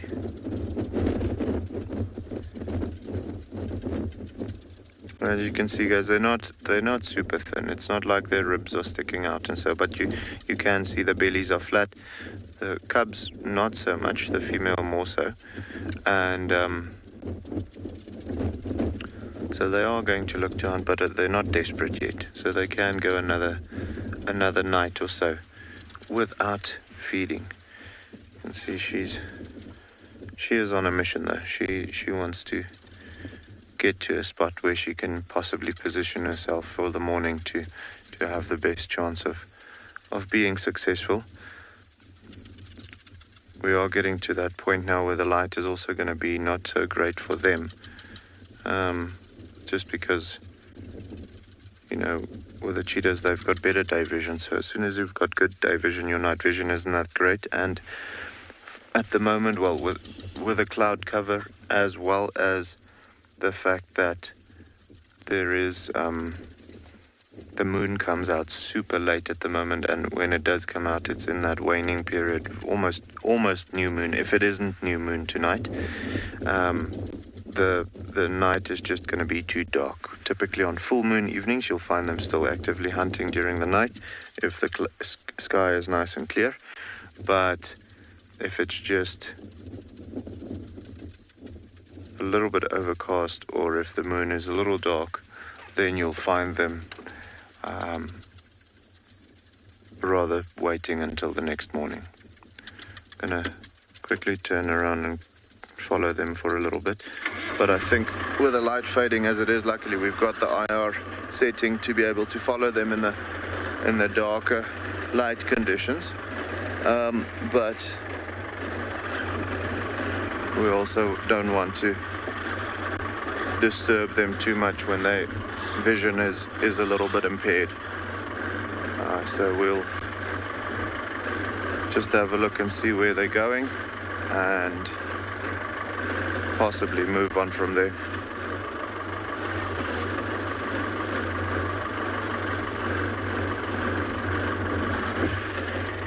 What was that? Close to waterholes. Okay. Baby, so yeah, for the cheetahs, not so much. With cheetahs, they can actually go without drinking water almost exclusively because they get most of the moisture in that they need from the blood of the animals that they kill. Because most of their kills, well, all of their kills that they feed on are fresh, there's quite a lot of moisture content when it comes to the blood. So they can actually survive just by feeding on the animals that they kill. However, being close to waterholes, there's always a good chance of animals coming in to drink, so possible hunting opportunities.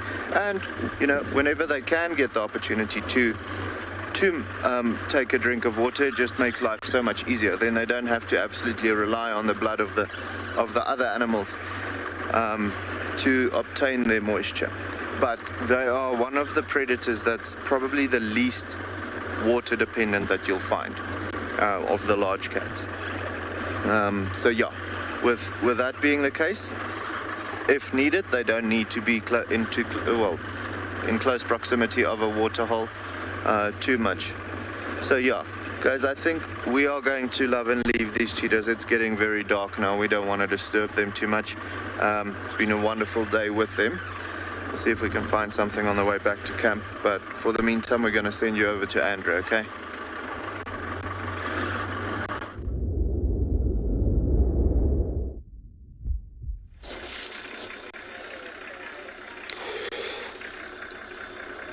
Yeah, we're still sitting here.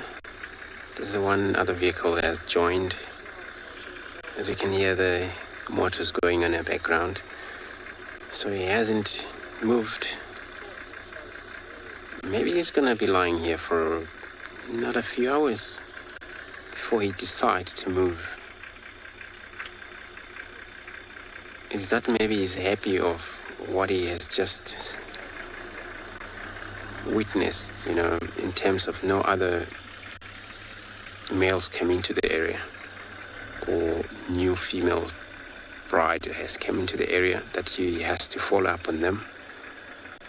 Maybe that's why he sleeps for so much longer.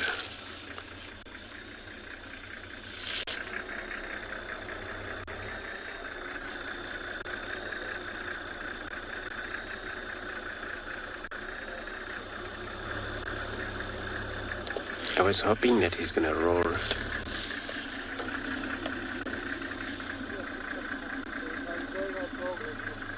And then, if that happened, it's gonna be such a huge vibrations.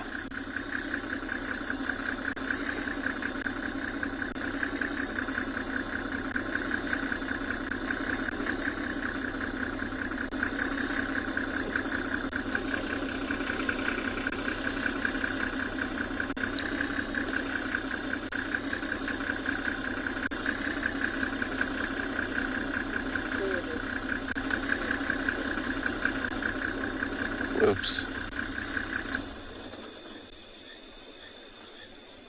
Just checking them out.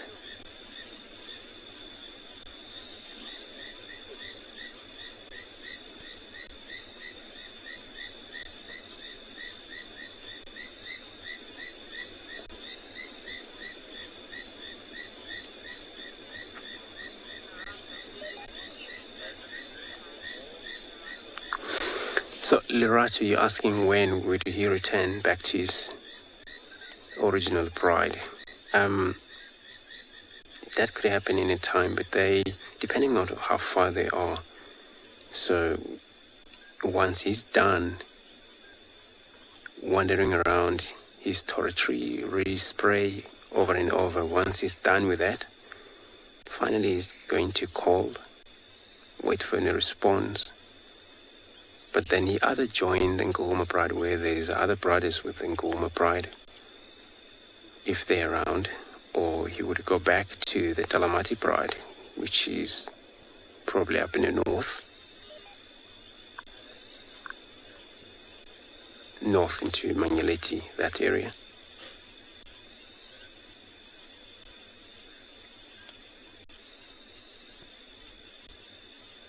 And I believe I'm not sure, because last time, a few days ago, he was with them. And the only reason he's separate from them is that he need to make sure he work. He done his duty around here. His job, male's lion's job, is to make sure there's no other male coming in, unrelated male coming into his territory.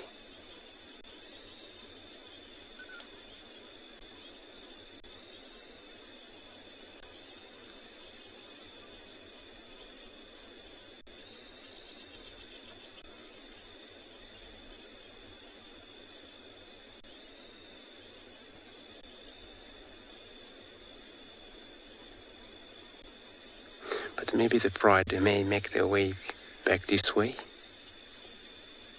Follow him, because they're going to stay within his territory as well. So important.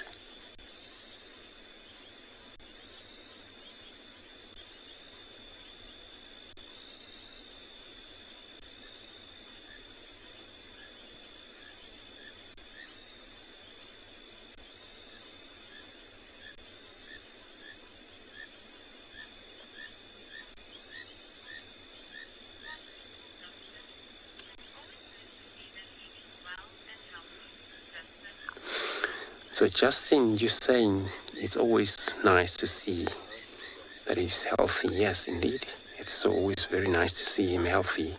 And looks like he's healthy then, indeed. He's not as skinny at all, but he's just fast asleep.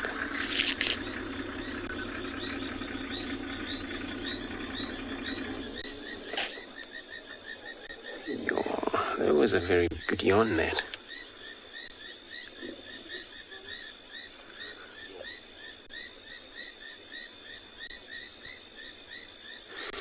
I'm not sure if that was a sign of that he's going to get up.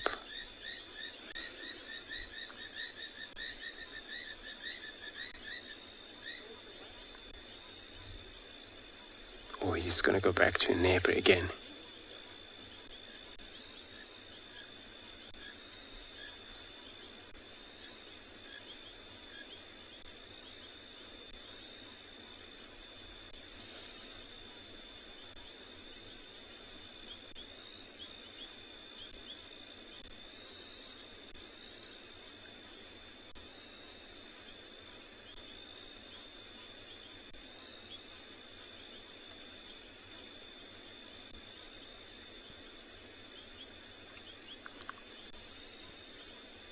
And this is actually a very cool time for him to be able to contact or roar where it's died quietly, and then not much of disturbed from birds noise and that.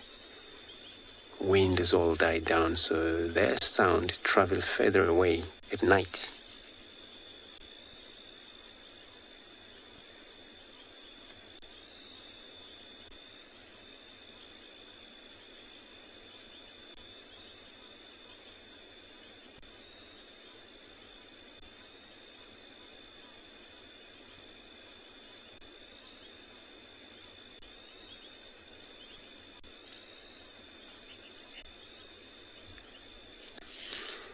It's so cool that you can see the true color of him, tawny, goldish.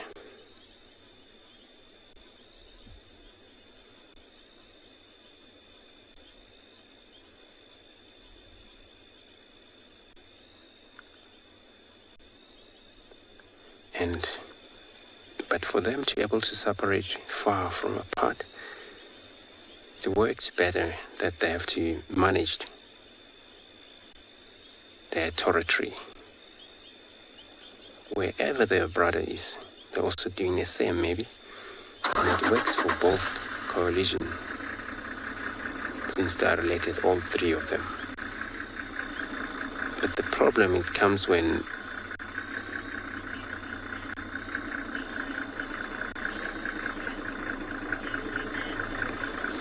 lazy ants. So you're asking if do lions ever come close to the camp? Yes, they do. And there's a nice open area quarantine just the west side of the camp.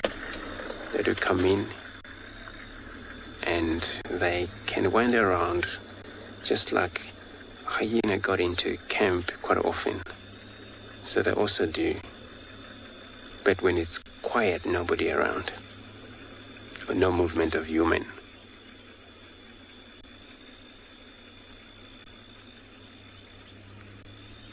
And they do so because we also have a visitor, which is a Ngala and Antelope that graze around the camp. And they're all just not fear of people. Those Ngalas are so cool, but they get hunted by either leopard at night or lions. So it's the only reason they come around near the camp.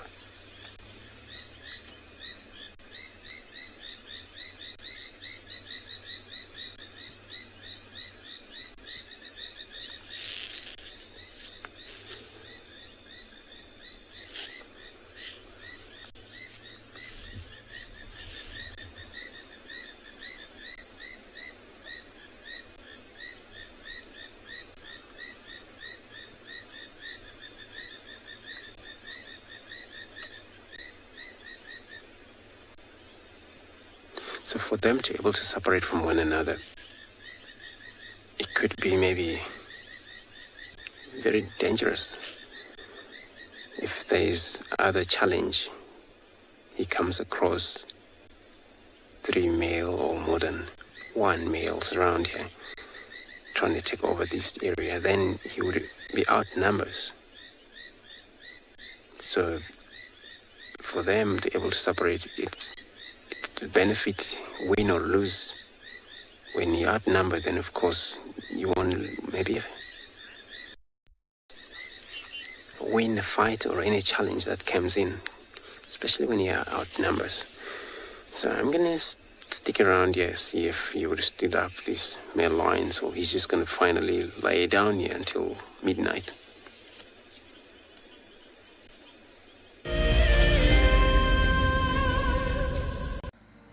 WildEarth explorer Jenny recently joined Tristan as he broadcast live from Djuma.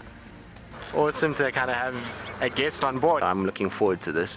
This is Jenny. Hi everyone. And Jenny is the first of our Ticket to Dream holders. If you want to go on safari with a WildEarth guide whilst honing your bush knowledge and of course featuring in one of our shows, then head over to our website. Literally being with Tristan on the vehicle today has been incredible. It has truly been a dream come true. Sign up to be a WildEarth explorer and you could be making your first ever on-screen appearance. I would highly recommend being a part of the Explorer program and being able to be a part of an interactive live drive.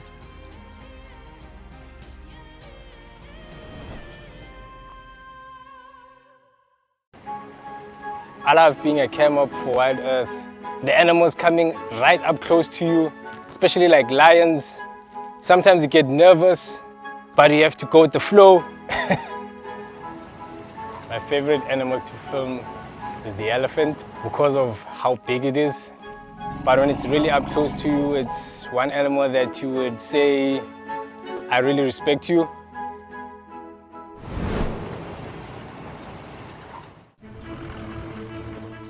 My name is Taylor McCurdy and I work for Eco Training. I love hearing from all of the viewers. However, I particularly enjoy those of you who have been watching for a few years. Your questions are just so advanced and they really get me thinking. If you'd like to ask a question on WildEarth, you need to register on our website. Once you've done that, head to the live safari page and submit your questions below the live feed. Something very, very interesting. I didn't plan this, but this is a scene, rarely seen. This is what we call a journey of giraffe. So beautiful.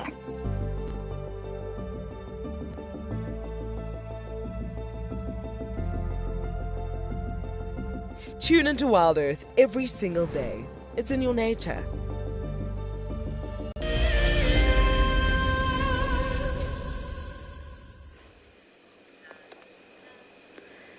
A nocturnal animal all the same. We have found one. A moth. I'm not sure which species. but you can see wings are open, antennas are going. No club-like feature at the end, definitely not a butterfly. It's a moth, an infrared. Now, not all moths are nocturnal, but generally speaking, they are. But the sort of clear defined lines between butterfly and moth are not entirely clear.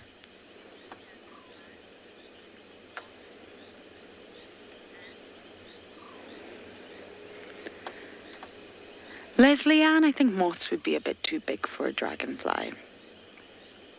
They do eat insects, of course. They are predators, aerial predators. But I think a moth would be a little bit too big for a dragonfly. Although a tiny little moth and a really large species of dragonfly, possible, definitely. But this species of moth here would be far too big. Oh, he's cleaning his antenna.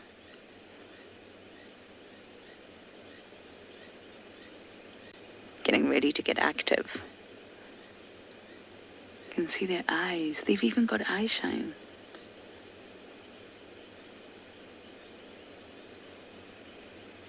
You can see on his left wing, it's quite raggedy at the corner.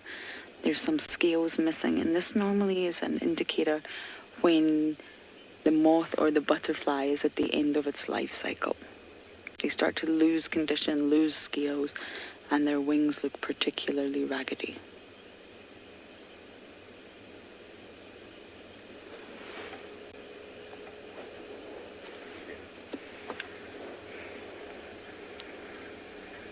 What a wonderful drive it has been, everyone. Thank you all for jumping on board. It's been an absolute pleasure to have you on the back of my vehicle. We shall